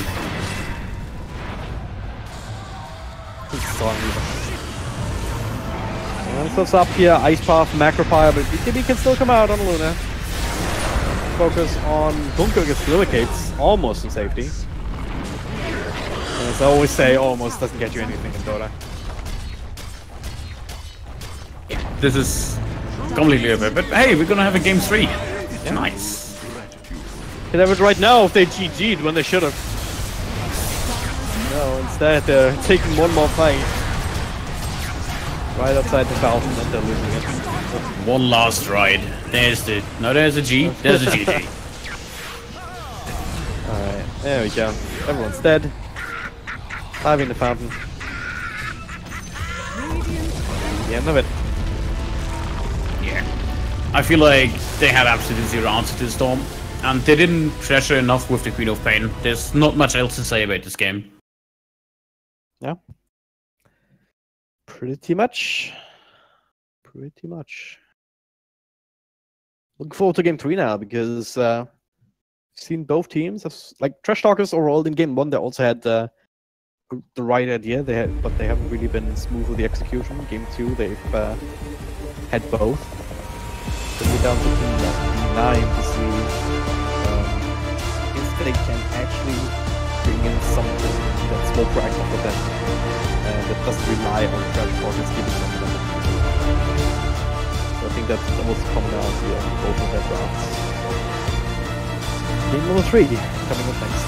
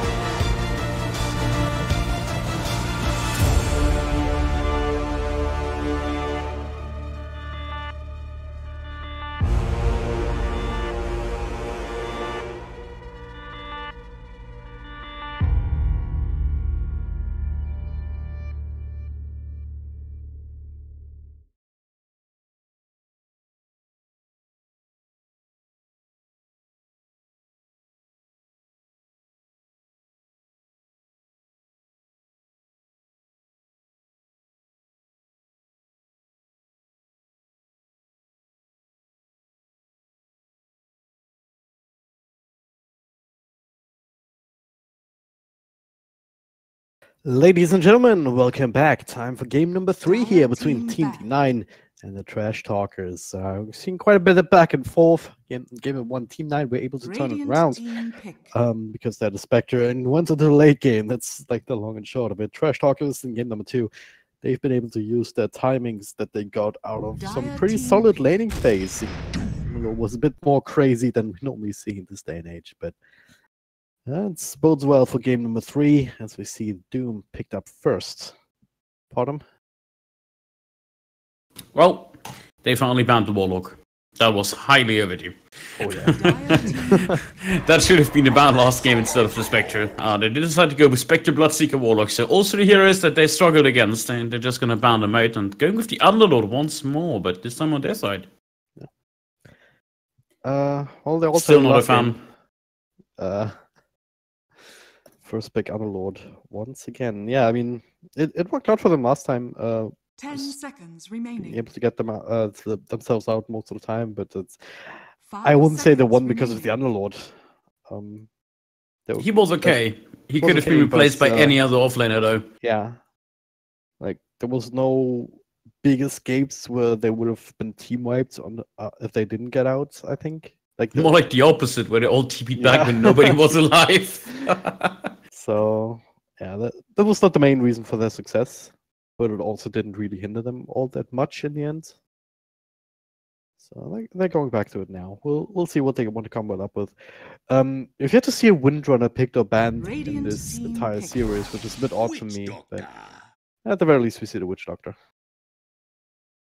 Maybe just two teams that didn't like Windrunner that much. I mean, sometimes you just have heroes you're not comfortable on, even if they're in the meta. Maybe we have two teams that actually don't like her. But yeah, Witch Doctor, that's a nice pick, considering that it is pretty good against the Doom. It also stacks up because you deny it away from your enemy. It's a 10 seconds remaining. It's a really good hero against Underlord. It just absolutely wrecks havoc. It's like just 5 running Luna seconds +1 remaining. against it.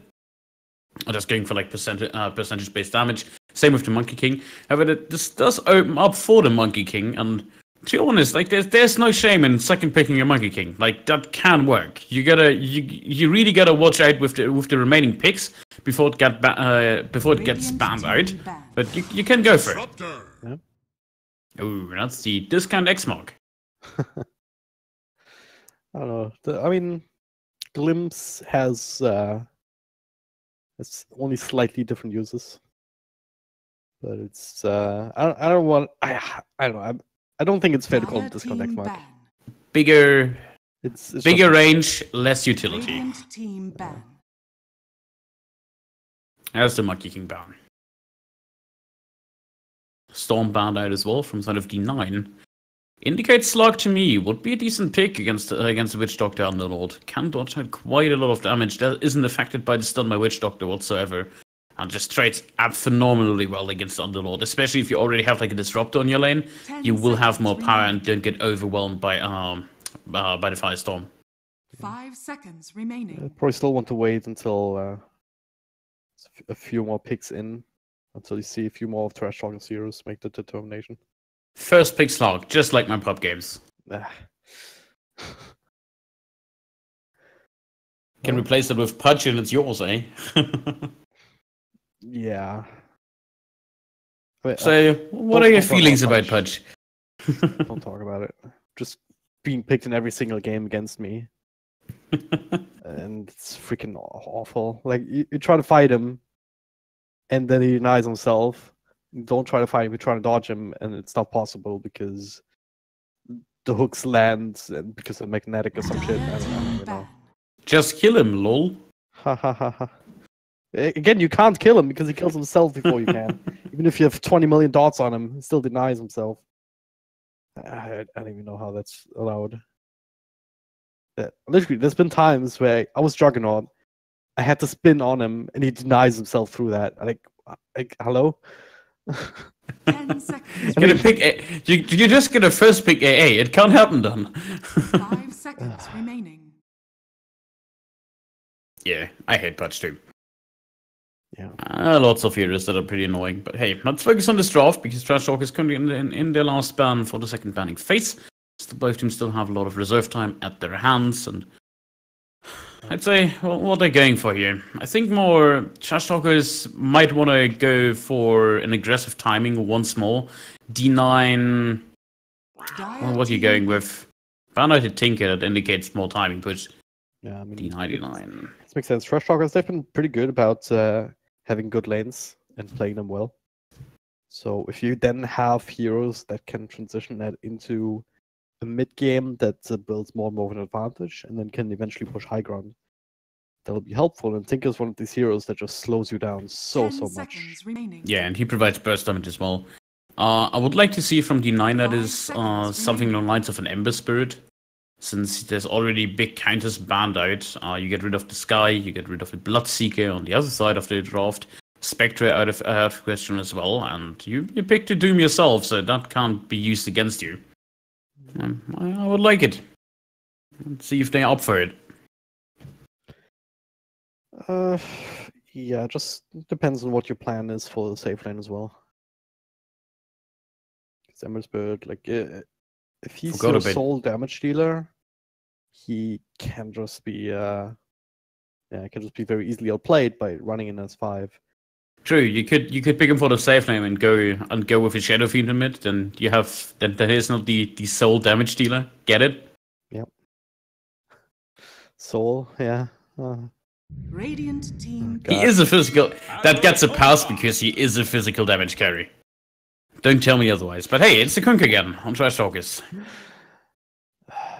What do you mean again on Trash Talkers? D9 All right. The last game. Yeah. They sorted it out. So they're dying that away from D9, so they can't do the X play to drag the unlock back. Yeah, I heard you like sandbags, so we put some sandbags to your sandbags. It's gonna be a bit. It's a good counter to Disruptor. Yeah. Because someone gets glimpsed, it takes a while to actually to actually go and drag the hero back, so you have plenty of time to get the axe off normally. That is a super tight timing though. That's not easy to hit. It depends on how long the glimpse range is. 5 seconds. True. If you glimpse it like a decent distance, that small little thing that you see flying across, that takes a while. Gets faster the further away it is. So, anyways, they're gonna have a tool against the Disruptor. Also, I like Slaughter. That's a hero you don't usually see that much, but I'm a big Slaughter fan. You know why? Because if a game goes late and you have the Slaughter, you make everybody hate you. 40% bash. Trust me, it's so good. I've won games because of Slaughter 25. Just all you need is attack speed. You don't even need any defensive tools. You just run up to somebody and you just stun them forever. Yeah. Then you get X'd, get bursted down, and 10 seconds then you remaining. don't even get level 25. You don't pick a hero just because of how funny their level 25 5 is. seconds remaining. No, I pick him because it has utility. Talking about utility. Yeah, you pick it because you have an idea with him, and this idea is the Lifestealer. That age-old combo. Lifestealer invests into Slaughter, he gets a Blink Dagger, Blink, Crush, Corrosive Phase. Lifestealer clicks 2 times, and then the hero's dead. Might not work as well against Underlord if he ends up going for the Crimson Guard build, but yeah, they have four targets. Like Queen of Pain, Kunkka, Witch Doctor. They were better against the Queen of Pain if you actually get in range and get that Blink Day early on. They have to Doom already. It's a pretty bold move actually picking the Queen of Pain into Doom. Yeah. And Disruptor. And Slaughter. But hey, they want the Queen. They're picking the Queen. 10 seconds remaining. 5 seconds. Show yeah, me... it's very interesting, isn't it? It's certainly not a good Queen of Pain game by any means, so it's just based on their confidence to be able to make this early timing work and basically run over D9. But do they have an early timing? Not really. They really lack that push. It's a thing, yeah. And who hits towers on their end? Nobody. And frankly, they haven't been that smooth in the last game either. Team pick. Like Voidbound. with the Queen of Pain, the only way that works is if you execute almost flawlessly throughout the entire laning stage and throughout the entire mid game. But the moment Slaughter gets Blink online, the moment Disruptor gets levels, the moment Doom gets 1 or 2 items or Lifesteal for that matter, it gets so much harder. I think I would go for like something like a safe lane death prophet here for Trash Talkers. They need push. They have nobody who remotely hits towers at all. Yeah. Whatsoever. Like, you don't like it applies the same to D9. They have nobody either. Who's really good at it. So whatever team has the better push on the last pick will most likely get that mid game control up and running, because you can get as many kills as you want in the early game. If you can't lock down towers, you just keep running into low second respawn timing. They just keep TPing in against you. Yeah. Well, D9 could snag the DP for themselves if they wanted. You already have a bit of a minus armor strat, so I think they wanted in team fights. Good against somebody that pushes but still is a vessel for the lifestealer. Or an invoker. That works. What you just mentioned. I mean, it is probably Exalt Invoker, right? Like Sunstrike into Slaughter Stun. Yeah. Like, I've seen very little Quasrex Invokers. You may now select your heroes. I've seen very few Invokers anyway, in the highest of levels, but it's still a hero that has a lot of utility to work with, and he's super slow in the late game. Yeah, in late game that is, but it is definitely late game focused by D9 once more, and that's one cool looking slaughter, I gotta say. I think that's fine though, because again, Trash Talkers Juggernaut doesn't really solve that issue all that much. It helps with the idea of, hey, we're just gonna team fight and snowball on the back of that. But if they don't execute that perfectly, if they fall behind just a little bit, Team D9 will just have the better utility going later and later. Every minute that passes is a minute against Trash Talkers. Yeah, I just see this. Imagine any amount of heroes jumping on Lifestealer. He's gonna press Rage and he's gonna be fine. Yeah. Maybe not against the Juggernaut, because he doesn't have a lot of armor to work with, so if he takes the full Omni Slash, or level 2 Omni Slash at least, that might put him out of commission, but that's what the Infest is for. If there's any sort of creep around, you can just Infest into and dodge it. I gotta look at the Slaughter. I want to see what cosmetic that is. Because it looks gorgeous. It's a spiked fish on a stick. That's cool. Yeah. I think I have that too. Oh, that's a... Oh, yeah, it's a different style though. Do you have that same style? It's style number 2 apparently. Okay, Slaughter. What's my Slaughter look like? Man, you have that set? I want that set. Oh, yeah. I want that set. Oh yeah, I have that set, same set. Is that a TI one, or from any treasure? Because it says you can't trade it before like in 3 months. 1 second. Hero Slaughter. Might be. Pike of the Sunken Jailer. Where did that come from? What's the store say? Can you browse the store? No, 0 results.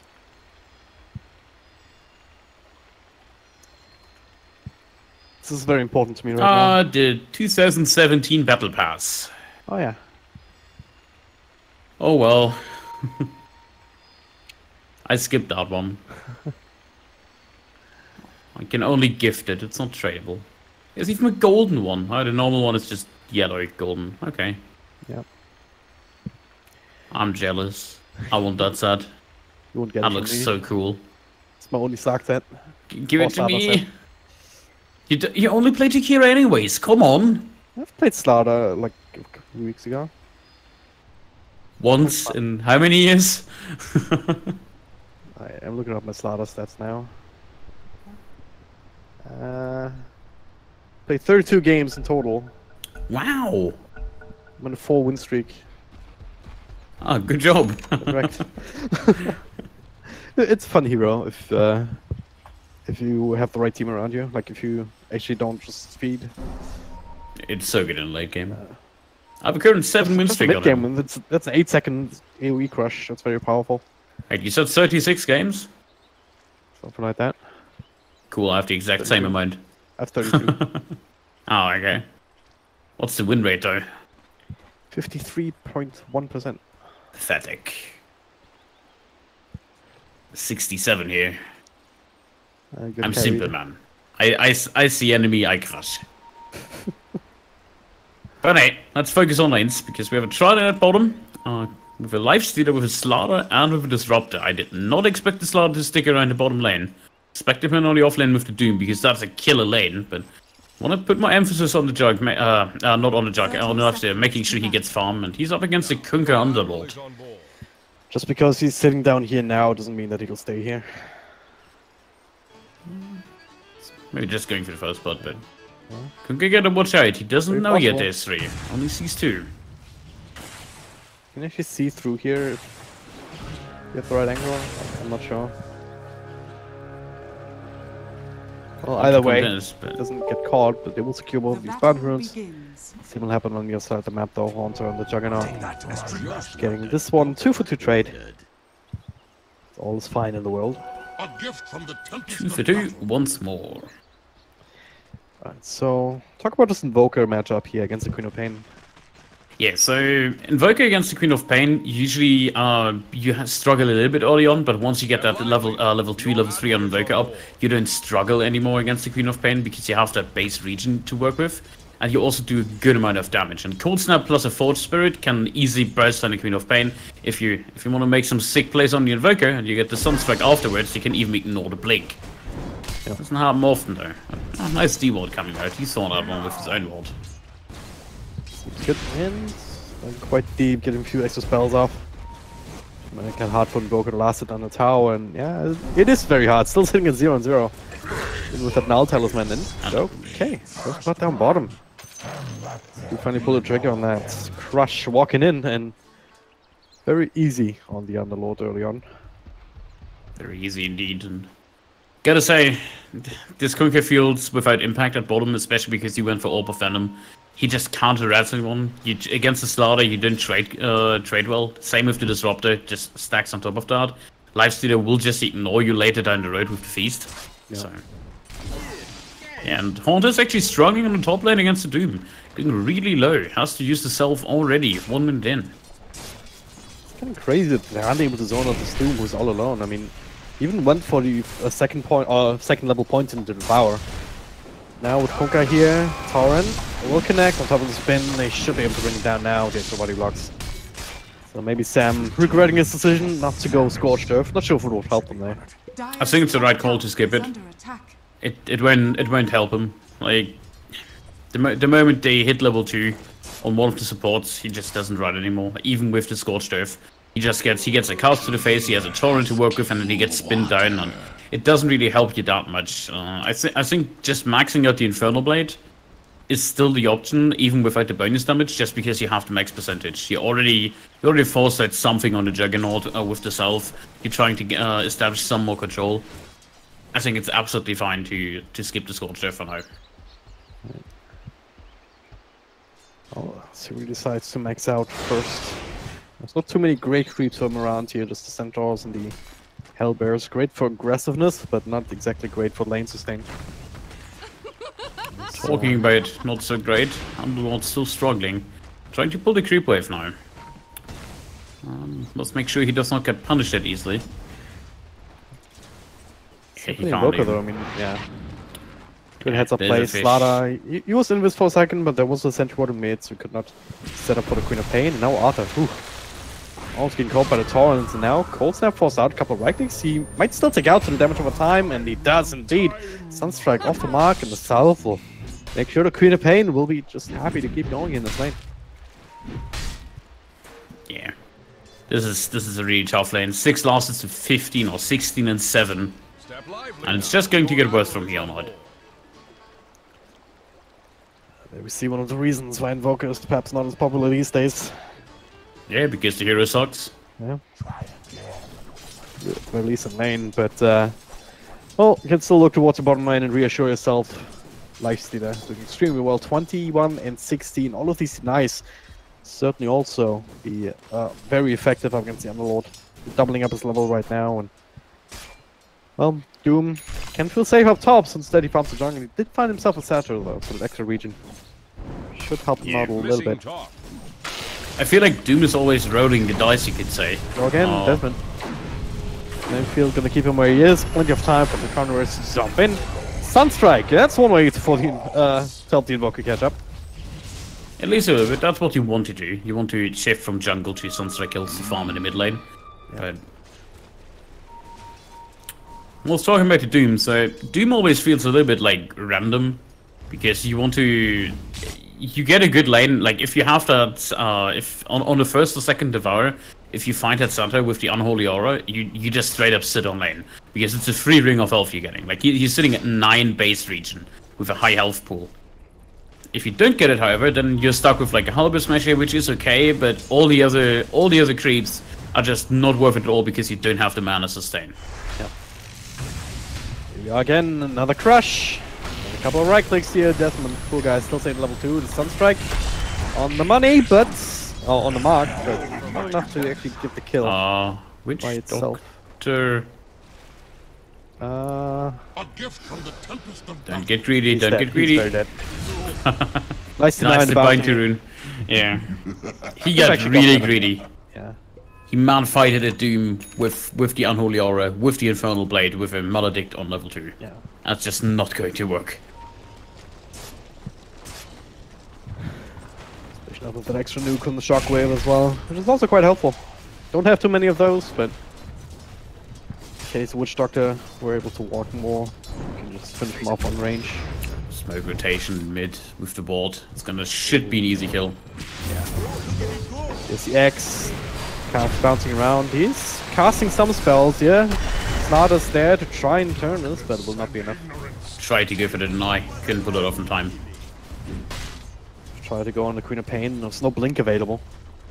With a couple of extra right clicks, you could have been getting that counter kill, but it was not to be. Not to be indeed. But yeah. I'm still farming bottom. A little bit struggling behind the Juggernaut. Both have a massive amount of denies, that is. But I feel like the Doom offlane is doing way better than the Underworld. Talking of which about. You were saying? A lot of damage here down to Sam, but yeah, so fast, so good. I mean, you were saying. Extra heals. You were saying about the Scorched Earth not helping? Well, certainly helping right there as Arthur dies again. The crush already used. There's another one available in a couple of seconds for the Conquerors. You need to move and not just stand there. That was a kill right there if you just chased down the Kunka. Oh man. He loses his own life. Yeah. Queen of Pain level 7.5 almost, while the Invoker struggles to find it level 6. Just not like it really matters for the Invoker to get level 6 in particular, but still, experience is so vital on that hero, and I don't see him moving into Midas or Agnaps anytime soon. They're going on the Doom top. Try again. Sure. But it's all down to half health now with the Maledict. Early. No way for him to not die there. So, sacrificing top and mid quite a bit in exchange for his lifestealer, but Haunter, he's doing even better in terms of CS by comparison, which he's also gonna adorn with some extra kills if he could, but that single Omni Slash not nearly enough for a very tanky hero. Needed to spin follow up and you didn't have it. Yeah. Well, I would say the lanes are going absolutely fine for D9. The Invoker is a big problem, but the lifesteal will make up for it eventually. He's going for the Radiance build, which I would prefer here, and Slaughter already has a good amount of money stacked up towards that Blink Dagger. Trigger brushing it by looks of it, unless he wants to go for the Tranquil Boots, but make the decision just yet. Yeah, Max Infernal Blade is just so powerful here. Oh, it cancelled the AG. Cancelled the attack. Couldn't get it. That's too fast. Yeah, mid lane again. I've seen this dance before. And this is the only reason Doom can feel as good as he is, because these supports keep rotating towards mid. Continually killing poor Arthur. So really Slaughter is always there to pick up the slack and soak up what's experience otherwise would be going to waste. Which is also useful. Slaughter level 6 Radiant is structures are fortified. quite a big damage dealer thing. Let's just admit that they're doing this combo. Top lane Sam, body blocks, left, right, and center. Turn things around with right click on Shree and Sunstrike. Oh! Sniper here. Yeah, got him good. I think middle lane just straight up, yeah. So good from Burning Legion, who's on top of it here with the Queen of Pain. So far this pick is working out. But that's pre-level 6s on the supports and the Doom. Yeah, the moment the Doom hits at level 6, the Juggernaut needs to support a lane all the time. If you just get Dooms, you die. Like, Doom is not afraid diving on the tower with Scorched Earth. He also has to reach an aura, can just keep mentioning it. Working towards the drums next. Is it going to be under bottom? This guy, like, he cannot feel good about this game so far. The Sunstrike, a little bit too late, off the mark. The Crush as well, so it's actually... It survives just a little bit longer. The Glimpse back, it's even enough, yeah, with that extra Crush now, but enough time for the Queen of Pain to turn things around. That's one support already dead. The other forced to slither away, so the turn was supposed to be a very easy kill into a 1-for-1 trade. Trying to go on some top. He has the Doom to work with. Might just turn around and kill a Witch Doctor, but it's not even worth it at this point. No. If you kill him then without the Doom, they don't want to dive further. Easily could have.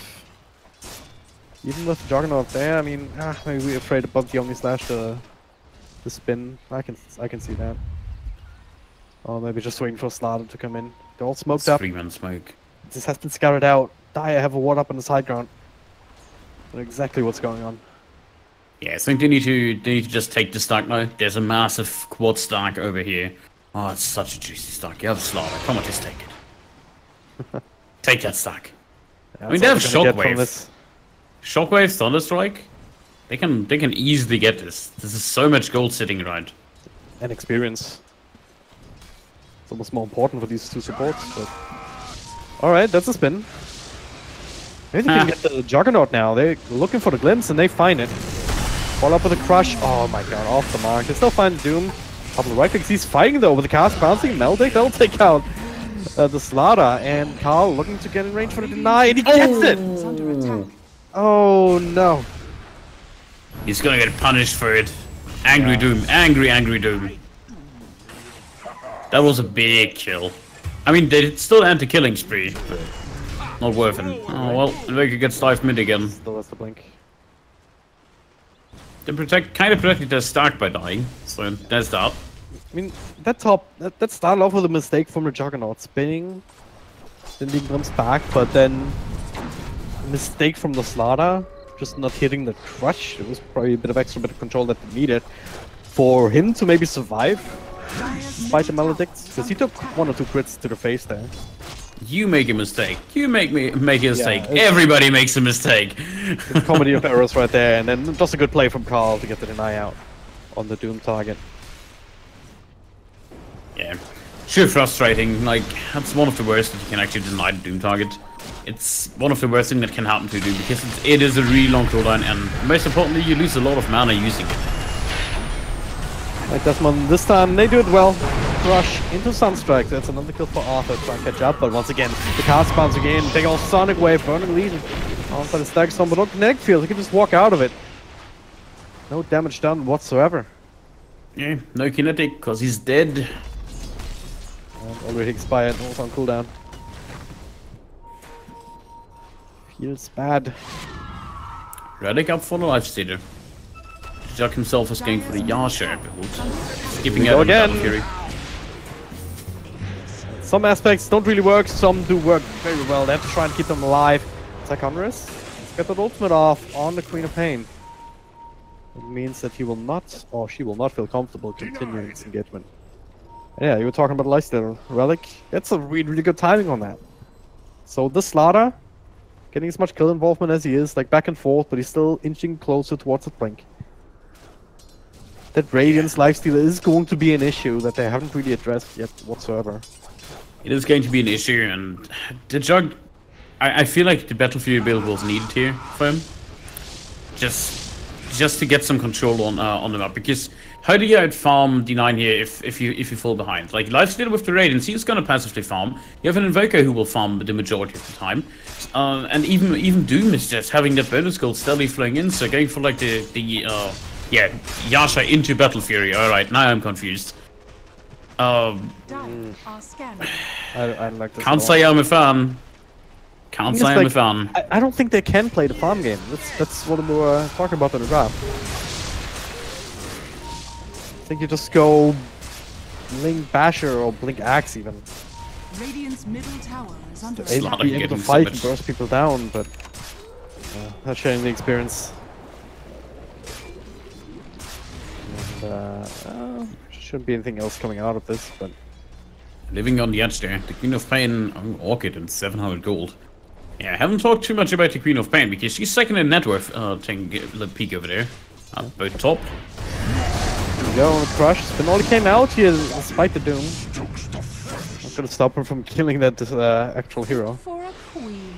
That's a bit awkward. Yeah, anti-counter does get the bounty run. Cannot get his own though. Oh, can he? Carl? Pretty damn slow. Oh, he gets it just in time. Like, gives life forward. Oh, one more right click. Is under attack. He's fast enough. What? What was that range? That was a monkey king right click. He just threw his freaking fish at him. Slaughter King. Radiant's top tower has fallen.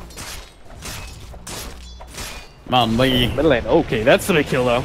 That's a really big kill. Especially for Arthur here. That's a big killing spree. 629 gold for him. How did he even reach them on this? That's Invoker. They always go minus. Yeah, he has 5 kills. Then I forgot about all the sun strikes.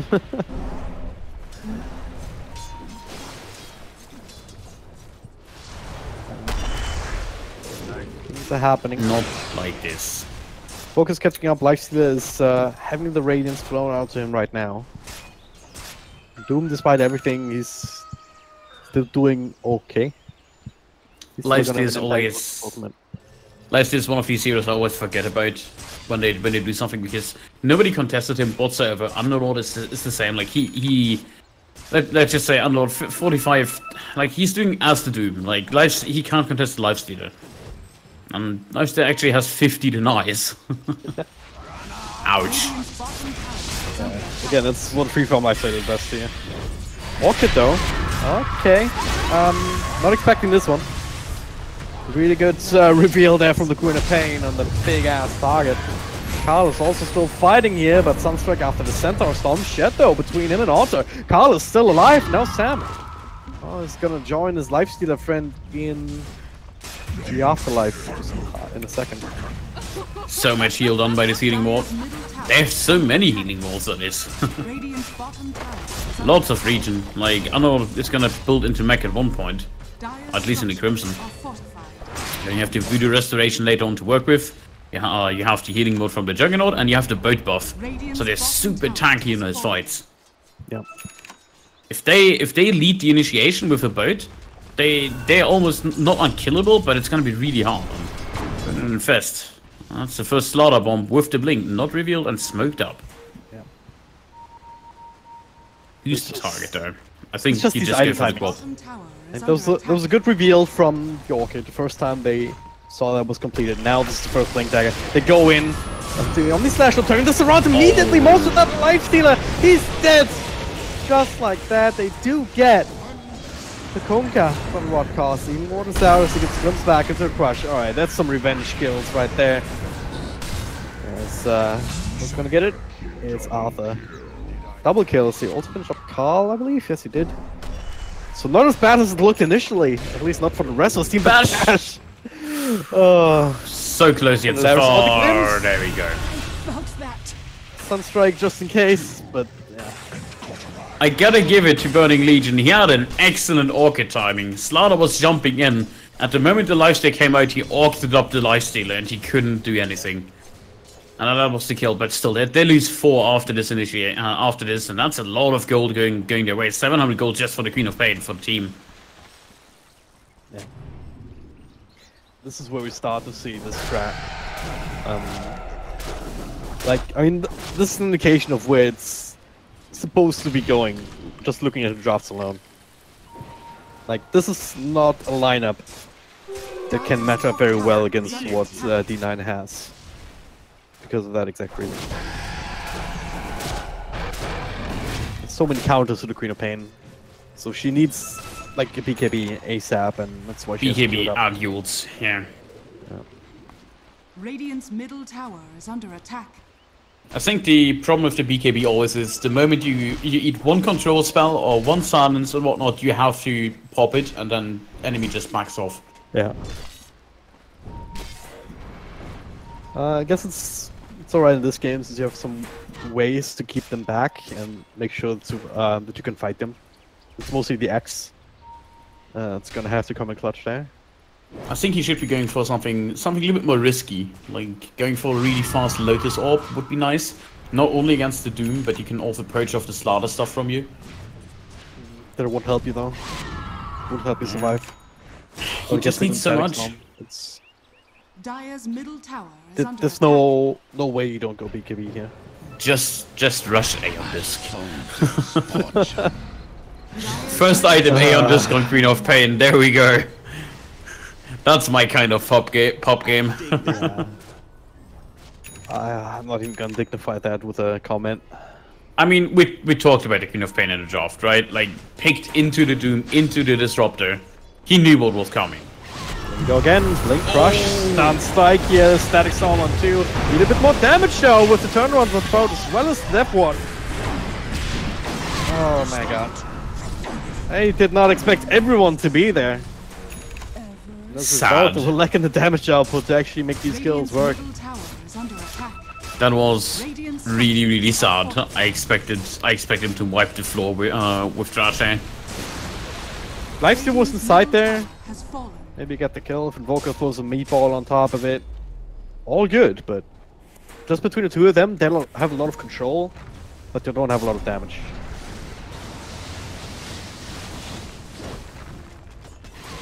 Here.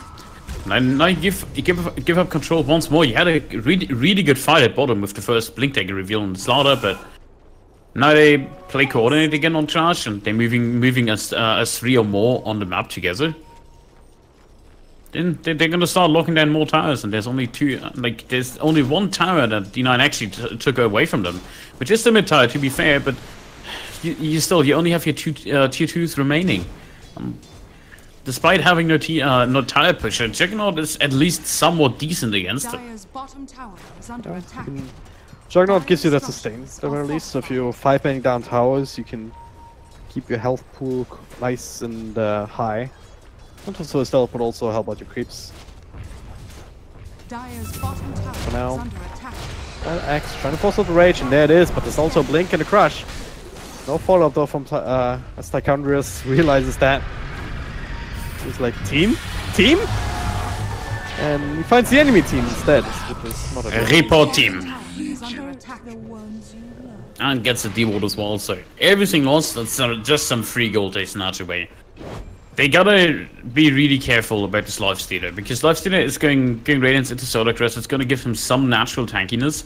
The problem is, I don't think the Lifestealer will do enough for them. And Invoker, despite having the Aghanims up and running, what do you really do in those fights yet? Like, if the Queen of Pain finishes up the BKB and jumps in your backline, she can take you out, even if you go for the Yules. You will just come down from the Yules and then you immediately run into a pit of malice from the Underlord. You have a spin on top of you, there's a boat flying towards you. They have so many tools, and this Doom is not really getting used that much. He's going full utility aura build. It almost feels like D9 is making those mistakes that Trash Talkers did in game number 1, where they don't actually execute the lineup properly. Because there's a way for them to take teamfights very easily. Like we've seen the start of it in mid lane just a moment ago. Blink Crush into Static Storm.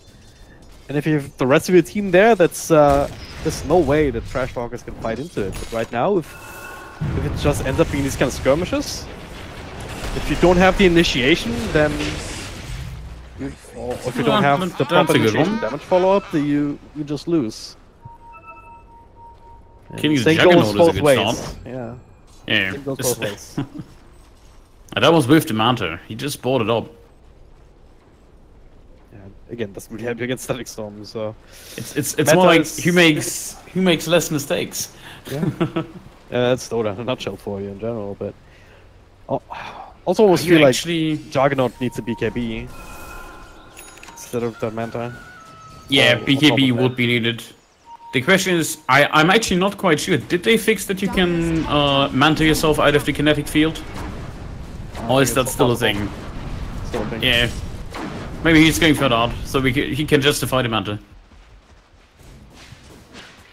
Well, didn't help him there.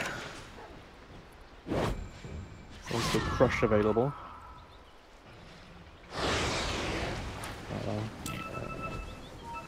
Also going for the Yules, so extra control. Extra utility up against him being silenced up, so yes. Getting some extra things going their way. Right now, Trash Talk is over. They're too coarse. Gotta give it to them. They're keeping up the farm and they're actually staying ahead due to this Battle Fury. Yeah, But- this Battle Fury keeps them in game, but they have to watch out. Samam on the Doom, he will have to blink again 20 gold. So finally going for another different initiation item. I think there's a general strategy how they want to approach fighters. They have to slaughter an X-Bomb, which is great, but I would use the Doom as a follow-up immediately on the Juggernaut. If you Doom that Juggernaut, like, you don't need to commit to Static Storm, meaning you have the Static Storm left for the Queen of Pain, and you can actually do something. There is a BKB out and running, but whoever you hit with the Doom is going to be absolutely helpless in the fight, and they can get 2 easy kills whatsoever. There's not really any big counter-initiation by Trash beside like maybe the boat, but even that takes some time to develop. Yep.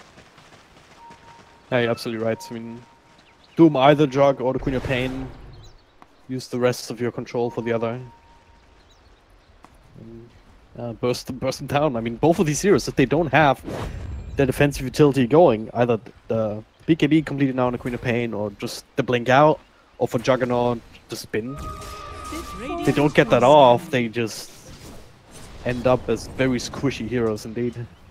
Good scan for the Radiant as well. As they realize that this movement is happening. Blink out from Ticonris. Is under attack. That's some interesting items on the Kunker. TPing out actually. I gotta, for efficiency purposes, I gotta point this out. Radiant Well, he's currently going for phase boots. He bought in Ether Lens with the arcane boots and double arcane. No. fortified. Double energy booster is not okay. Bottom tower is under attack. Not okay. Oh well. Unless he goes for Bloodstone, this is unacceptable. Could actually be going Lotus as well. I would like that. I really like Lotus off this game. It gives him so much, and it is always something to be concerned about if you do. Roshan is scouted. Slow Roche. Are they though? Weird because you have the. You didn't have the start Dire's ult on them, top did they? tower is under attack. No, like, how did they get scouted? It was a torrent from somewhere. Huh, interesting. But yeah. It was a slow rush anyways, they need like 2 minutes to kill it. Guess only 2 heroes inside the pit. Going Menta next on the lifesteal. Alright, I can dig it. Why not? All you Gives need you is targets. the silence, then you rage, and then Yeah, not only that, it also gives you utility against the Juggernaut, because Yep. you have more targets for the Omnisage. But hey, thanks for softening up that Roshan. a little bait though. Blink, crush, static storm here, but Hunter gets his way out. The boat coming in will be up for the most part. Ticonris, he's already dead though. They need something more. The Silence on the Dooms, he can't throw out his own ultimate just yet. Burn Legion with the BKB wants to fight more as drop down. Well, looks like he'll be able to make his way out. Hunter. He's still fighting though. He has the Aegis, he doesn't care. Infest into one of the Ancients. Now the Omni Slash bouncing back to them and interrupted. Nuts here on the Lifestealer. More luck than anything else in this particular situation. Luck is all you need. I think the Chuck's idea still of on the Contest hunt. is oh, that's the Queen of Pain though. You do not have the Aegis in this hero. Trying to get it out with Desmond, but the damage is there. No deny this time. Carl will get out. Same for Hunter. He still lost the Queen of Pain, maybe unnecessarily. Stay really engaged there. Really unnecessarily, and especially without the BKB, there was nothing she could do. I like the decision to contest there. I mean, this is what the lineup is supposed to do, but they were just a little bit too late and a little bit too discombobulated. Should have taken the win. Tower is under attack. They should have just taken the win with the Roche and try to back off. There we go. That's really good though. Kunka Dire's middle tower down for the count. Cast bouncing around. So Lifestealer though unimpeded. Quick glimpse on Carl. It This is smells what falling what apart they're really here. good at. Yeah, this is what the lineup is really good at. Just constantly fight. Not just with the big team fight ultimate, but also just with the blink crush into Dire's the bottom really tower quick has fallen. kills. Lifestealer is pretty fast on his feet, even if he's not infested at this point. So you can always follow up. Yeah, and slowly it is pulling back in D9's favor. Just looking at the graph really quick, was on almost 4k gold. Slowly creeping back and forth. Some nice little waves and mountains we have there. Yeah, especially the experience pulled in their favor. But That infest was scouted out. They have a defensive ward up on the high ground. Maybe baiting them into a bit of a fight with that aggressive TP in, but Worthy they're not taking tribute. that bait. There's also scout out the DD rune. Doom actually taking it. That is questionable. I feel like you would want to give that to the Lifestealer. I guess I don't really want to fight right now. yeah, why fight when your Doom is on your line? If you ask me, just we saw it in the last fight. They just used it, and the Queen of Fate disappeared from the fight whatsoever. Yeah. Trying to attempt to push the high ground with Trash, but I'm not sure if this is the right move. Even with the Aegis, I don't feel like they're strong enough to actually breach this.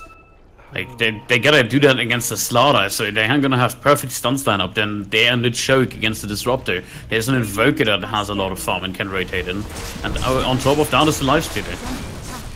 However, that only works if somebody's actually defending the tower. Well, not quite in No position. fortify. They have the Blink Crush on too. Lion follow up with that Static Storm here. Hunter gets out though. Omni Slash onto the Disruptor, but he only uses spells. Not sure. That's a big old Cataclysm. Doing not too much damage actually. If them were able to make their way out, the cast also slowing them down under defense. Oh, Hunter. Oh, that's like off triple crush here, and that Crimson Guard not actually helping all that much. Gets the pure power and the Doom and the Aegis. Desmond, he cannot stick around. If he goes back, he just dies himself and takes nobody back. Which also means that Haunter is, well, his second life is also forfeit. Radiant's bottom Minus arm on top of him. Another crush. Another life lost. I mean, the fact that they got the tower was just due to the fact that D9 were not all in position to take that same fight. Yeah, and with all human and everyone, but yeah, they really crushed that fight, and that's with the Aegis. I know if. What happened? Like, they had the Jug getting a nice pickup on the backline. Disruptor was down for the count. The Static Storm completely missed the targets. under attack. And then it just turned into nothing. Such limited burst potential. I mean, Omni Slash, you can't waste it on a Disruptor. Not, especially not a Disruptor who's already cast all the spells that he's gonna cast in the team fight. And then, yeah, Lifestealer was completely unimpeded that fight. No one really dealt with the Invoker, I don't think. Slaughter was able to get a couple crushes off. Like, those are the targets that you need to bring down. Like, Disruptor doesn't matter if he casts his spells already. Doom, if you can get him before he gets his ultimate off, great. Beyond that, you have to focus on the others. Realize it's not easy. Lifestealer that's raged up and has a lot of health points to work with. It's a challenge that you face. Dire's structure Now it's their turn to pull high ground. Damage done here with a bolt combo. You okay? He's actually dead, so that's a double crush to stay inside. Nah, let's not actually take this fight. They have the vision they do have the dust for Disruptor, so. Overstaying their welcome a little bit, or do they? The turnaround, big old Cataclysm again this time! It just kills everybody! Alongside the right clicks from Lifestealer. Burn and lead and get the life for the BKB, can find the blink back to safety. is under attack. Buyback forced out on the Witch Doctor. Oh no, not the Witch Doctor. They're finally saying goodbye. At least they saved all their tires, so I would still classify this as a win, despite the double kill, despite the buyback. They could have lost the top tire, which would have evened out the playing field, but now they can actually go for these shrines. There's some interesting walls in the middle of the Radiant, just gonna point them out, because I really love it when it happens, when two supports put it away at the same time. But where do you go from here if you trash? Like, you wait for the next Roche, or you just try to secure the shrines. The problem with that is, shrines are like super open in the field. If you center yourself around this area, you don't know where smoke gang might be hitting from. Same goes from this, you have to go into low ground and actually defend that area. And if there's a slot on X-Bomb just coming in with a Doom blinking directly after, you have 2-3 heroes out of commission for the start of the fight and you just get punished for it. Yeah. The problem that they have right now, going for these traditional objectives, is that they don't have the better team fight. They group up and go for a play like this, and if D9 is maintaining good enough vision, right now they're lost here in the bottom side of the map. They've 2 observer wards. Bit of a mistake there, covering the same area here outside the base. This is nice wards to have. So you can deduce, hey, this is probably where they're at, so we're gonna smoke up ourselves and meet them head on, and they're gonna win these fights. So, I think the better way to go about it would be to try and split push, maintain vision of your own, and try and force them apart from each other, because this way you can kill them and get out easily. Yeah, but I think that the problem with that is again, even if you get some kills and pickoffs, which first of all is really hard for Trash here, but where do you go from there? Like, if you go for a tower, the Jug is in the front line. You go for late game, you force out mistakes or hope that they make some of their own, some untrust errors of their own. This is the only way you win this game, I think. Exactly. Like, it's just the nature of the draft. Shrine has fallen. If D9 play this perfectly, there's no way they lose. I'm like 90% sure. Yeah, your only chance is that your lineup on the side of Trash spins out of control. Juggernaut hit twice, missed both here because of the freaking Radiance burn. Easy. 17% by the way. Totally 17. I swear it's rigged. Yeah. That's the BKB. BKB. Math right there. 3 doesn't exist and 17% means 100%. Yeah, seems good. Alright. Game slowed down just a little bit. 9, still have a few more items to pick up if they want to. Slaughter thinking about BKBs and Shadow Blades. Lifestealer with a completed Basher ready to go. Looking for the Abyssal Blade. You have Invoker. That's the Lincolns to protect himself a little bit more and go for the Hex next. Shiva's guard up on the Queen of Pain. Some discount Zeus ult coming out. Illusion. It's a scouting cataclysm. Why not? Has a long cooldown though. 80 seconds is no joke. It really isn't. Such an interesting addition. Such an interesting spell. It is. I think it's a nice one. I think you should have. I think you should rework the talent tree on Invoker. Like slightly nerf all the spells he has, or like some of them, and then just remove like stuff like just remove stuff like electricity damage or speed. Like just make it all that all his spells get like a different thing to add. Like the Cataclysm is one. The Radial Deafening Blast is another good example. But yeah, stuff like plus 5 seconds or 0.5 seconds tornado lift time is really not good. Oh, that's not good. Double crush, BKB forced out. Debated. No destructible disruptor, so Glimcap will keep him safe. That's actually a big win. Yeah. That was a 10-second, wasn't it? Yeah. Ouch. Oh, that's a cooldown now. Sheepstick ready to go on Invoker. Now look at this. I like this. They group up like they want to smoke, but they don't have a smoke. They have an Invoker. Not the same thing. can also invest into the Invoker, that's true. Yeah, that's what I meant. Like, why don't you go for these pickles? That was I'm so pretty sure weird. with They the were sheep grouping up steak. like they wanted to go, but then they split up again, sort of. Nah, this is the spot where you yell at your supports. Where's our smoke? Why is there no smoke? Support! They might be out actually. Bissell finishing up for the lifestealer soon, has the recipe in his inventory, has the money to buy it up straight away. This has to go to the secret shop really quick. That's more lockdown for the Juggernaut. That's something you can't dodge with your BKB. Fancy BKB can't help you against the life. Still waiting for the nullifier on him though. Feel like if he gets that nullifier, it's gonna be absolutely insane against the Queen of Pain. No BKB, no Orchid, no Shiva, nothing. You get nothing. You get nullified up and bashed and you're just dead. Yeah.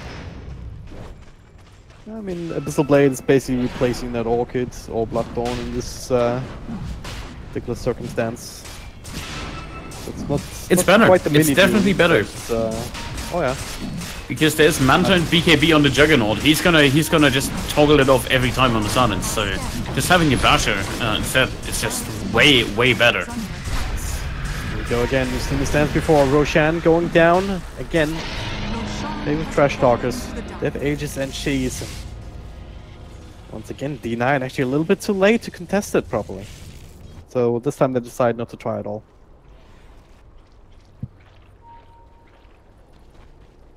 Just coming down to map control, just reading things properly. Actually planning for this Roche fight, but they didn't quite do that, I don't think. I'm not sure if they had a ward that got countered. Didn't actually see that. Yeah. Generation.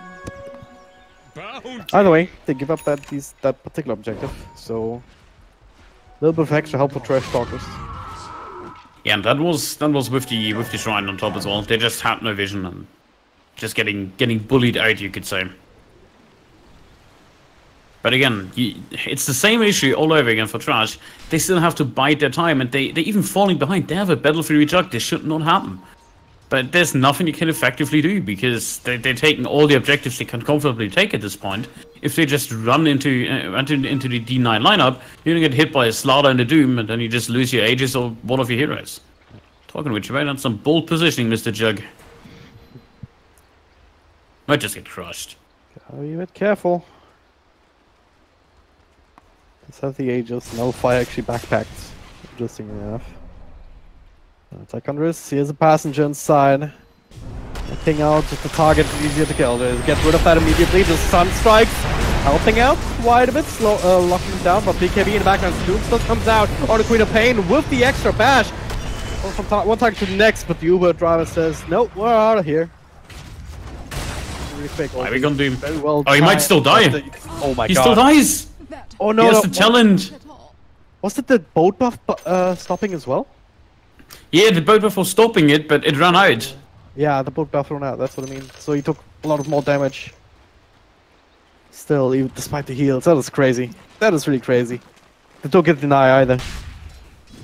Yeah, they could have gotten it, but I think he thought he might have a chance of surviving because it was the last tick on the boat buff. Still. Ouch. Doom hurts. Yeah. They're back though. That's what you get for no Lincolns. Oh. That was slightly mistimed glimpse. Not easy to Yeah, it's hard to get predict. this. But hey, they're establishing themselves mid. They finally want their own T3 in. They might just get a perfect trust here.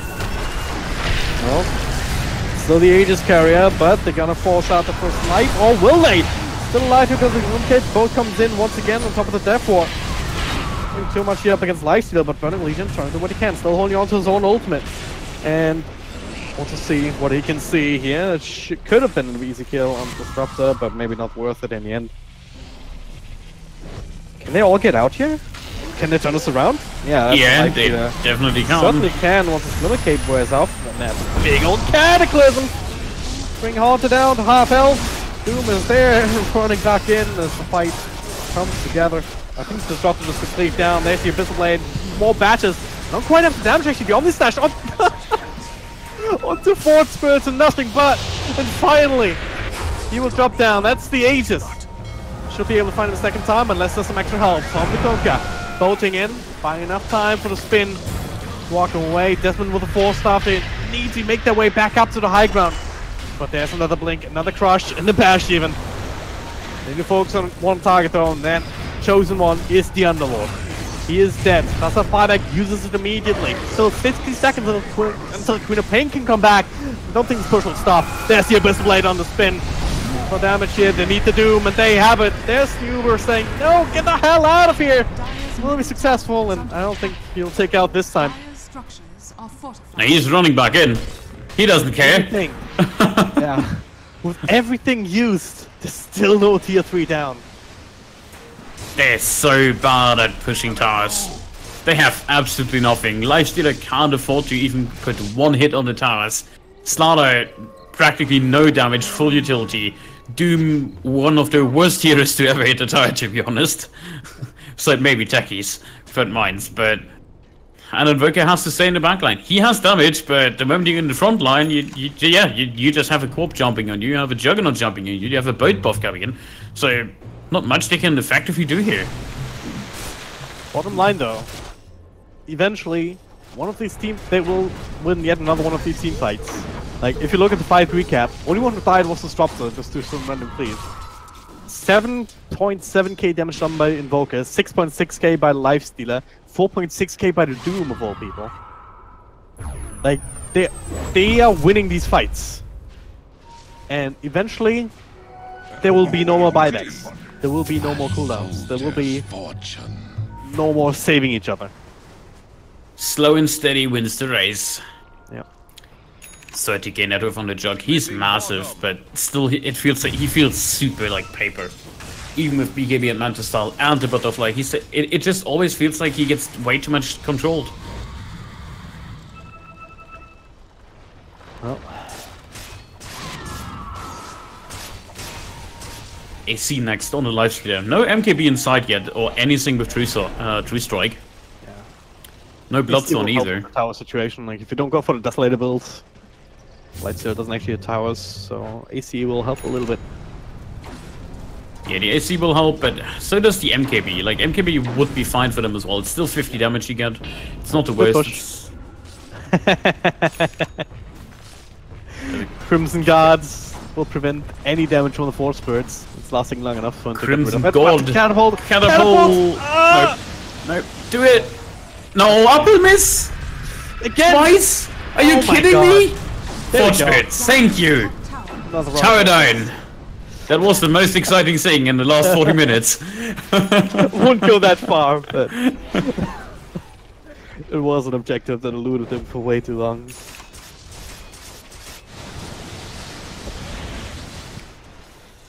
Oh well. That will allow him to open up on the shrines. That's really important because they haven't lost days yet, but it's still open for the taking. And once the shrines get down, the Roche is way more important. Especially with the third Roche on the Refresher Shard. So many cool things that you could do. It's great for a lot of heroes, like Invoker, double Cataclysm, potentially. Lifestealer, double Manta, double Rage, double Abyssal. Maybe double Doom. Double AoE Doom. Disruptor got himself an Aghanim Scepter, so that's also online. Wow! That would be nice. If he hits that correctly on Jug and Jug and Queen of Pain, yeah, that's actually quite huge. You have Queen of Pain. That is not something that you can afford. On like Queen of Respawn, am I right? But yeah, only in 80 seconds. They're gonna use this. I don't want to say that this is it, but it's getting pretty close because there's no buyback on the zero. That's a double crush here with the Doom actually reflected. Controlling up the Juggernaut, that's more important, especially if you lift up that Underlord. He still gets Uber out. Carl with the Step 4 trying to do what he can, which is not a whole lot. He'll at least go down. So will this tower and fight the Crimson Guard. Brady trying to do what he can. Nice little torrent. Crush will not next, the X is back. Well, dropping kinda low, but not the Lifestealer. He is just working away at the racks. waiting for a Finally, chance. right. That's the hell! Oh my god! That's tilting. Oh, now the Juggernaut. Abyssal bladed up. Let's get the Manasal on the slash out, and a lot of that actually cleaving up on a few heroes. Poker, not quite there just yet. There's the crush. Death Axe, even though it's reflected, the light stream is still hitting. This is the end of it. I'm almost certain. If Evoker is brought down, so he buys back.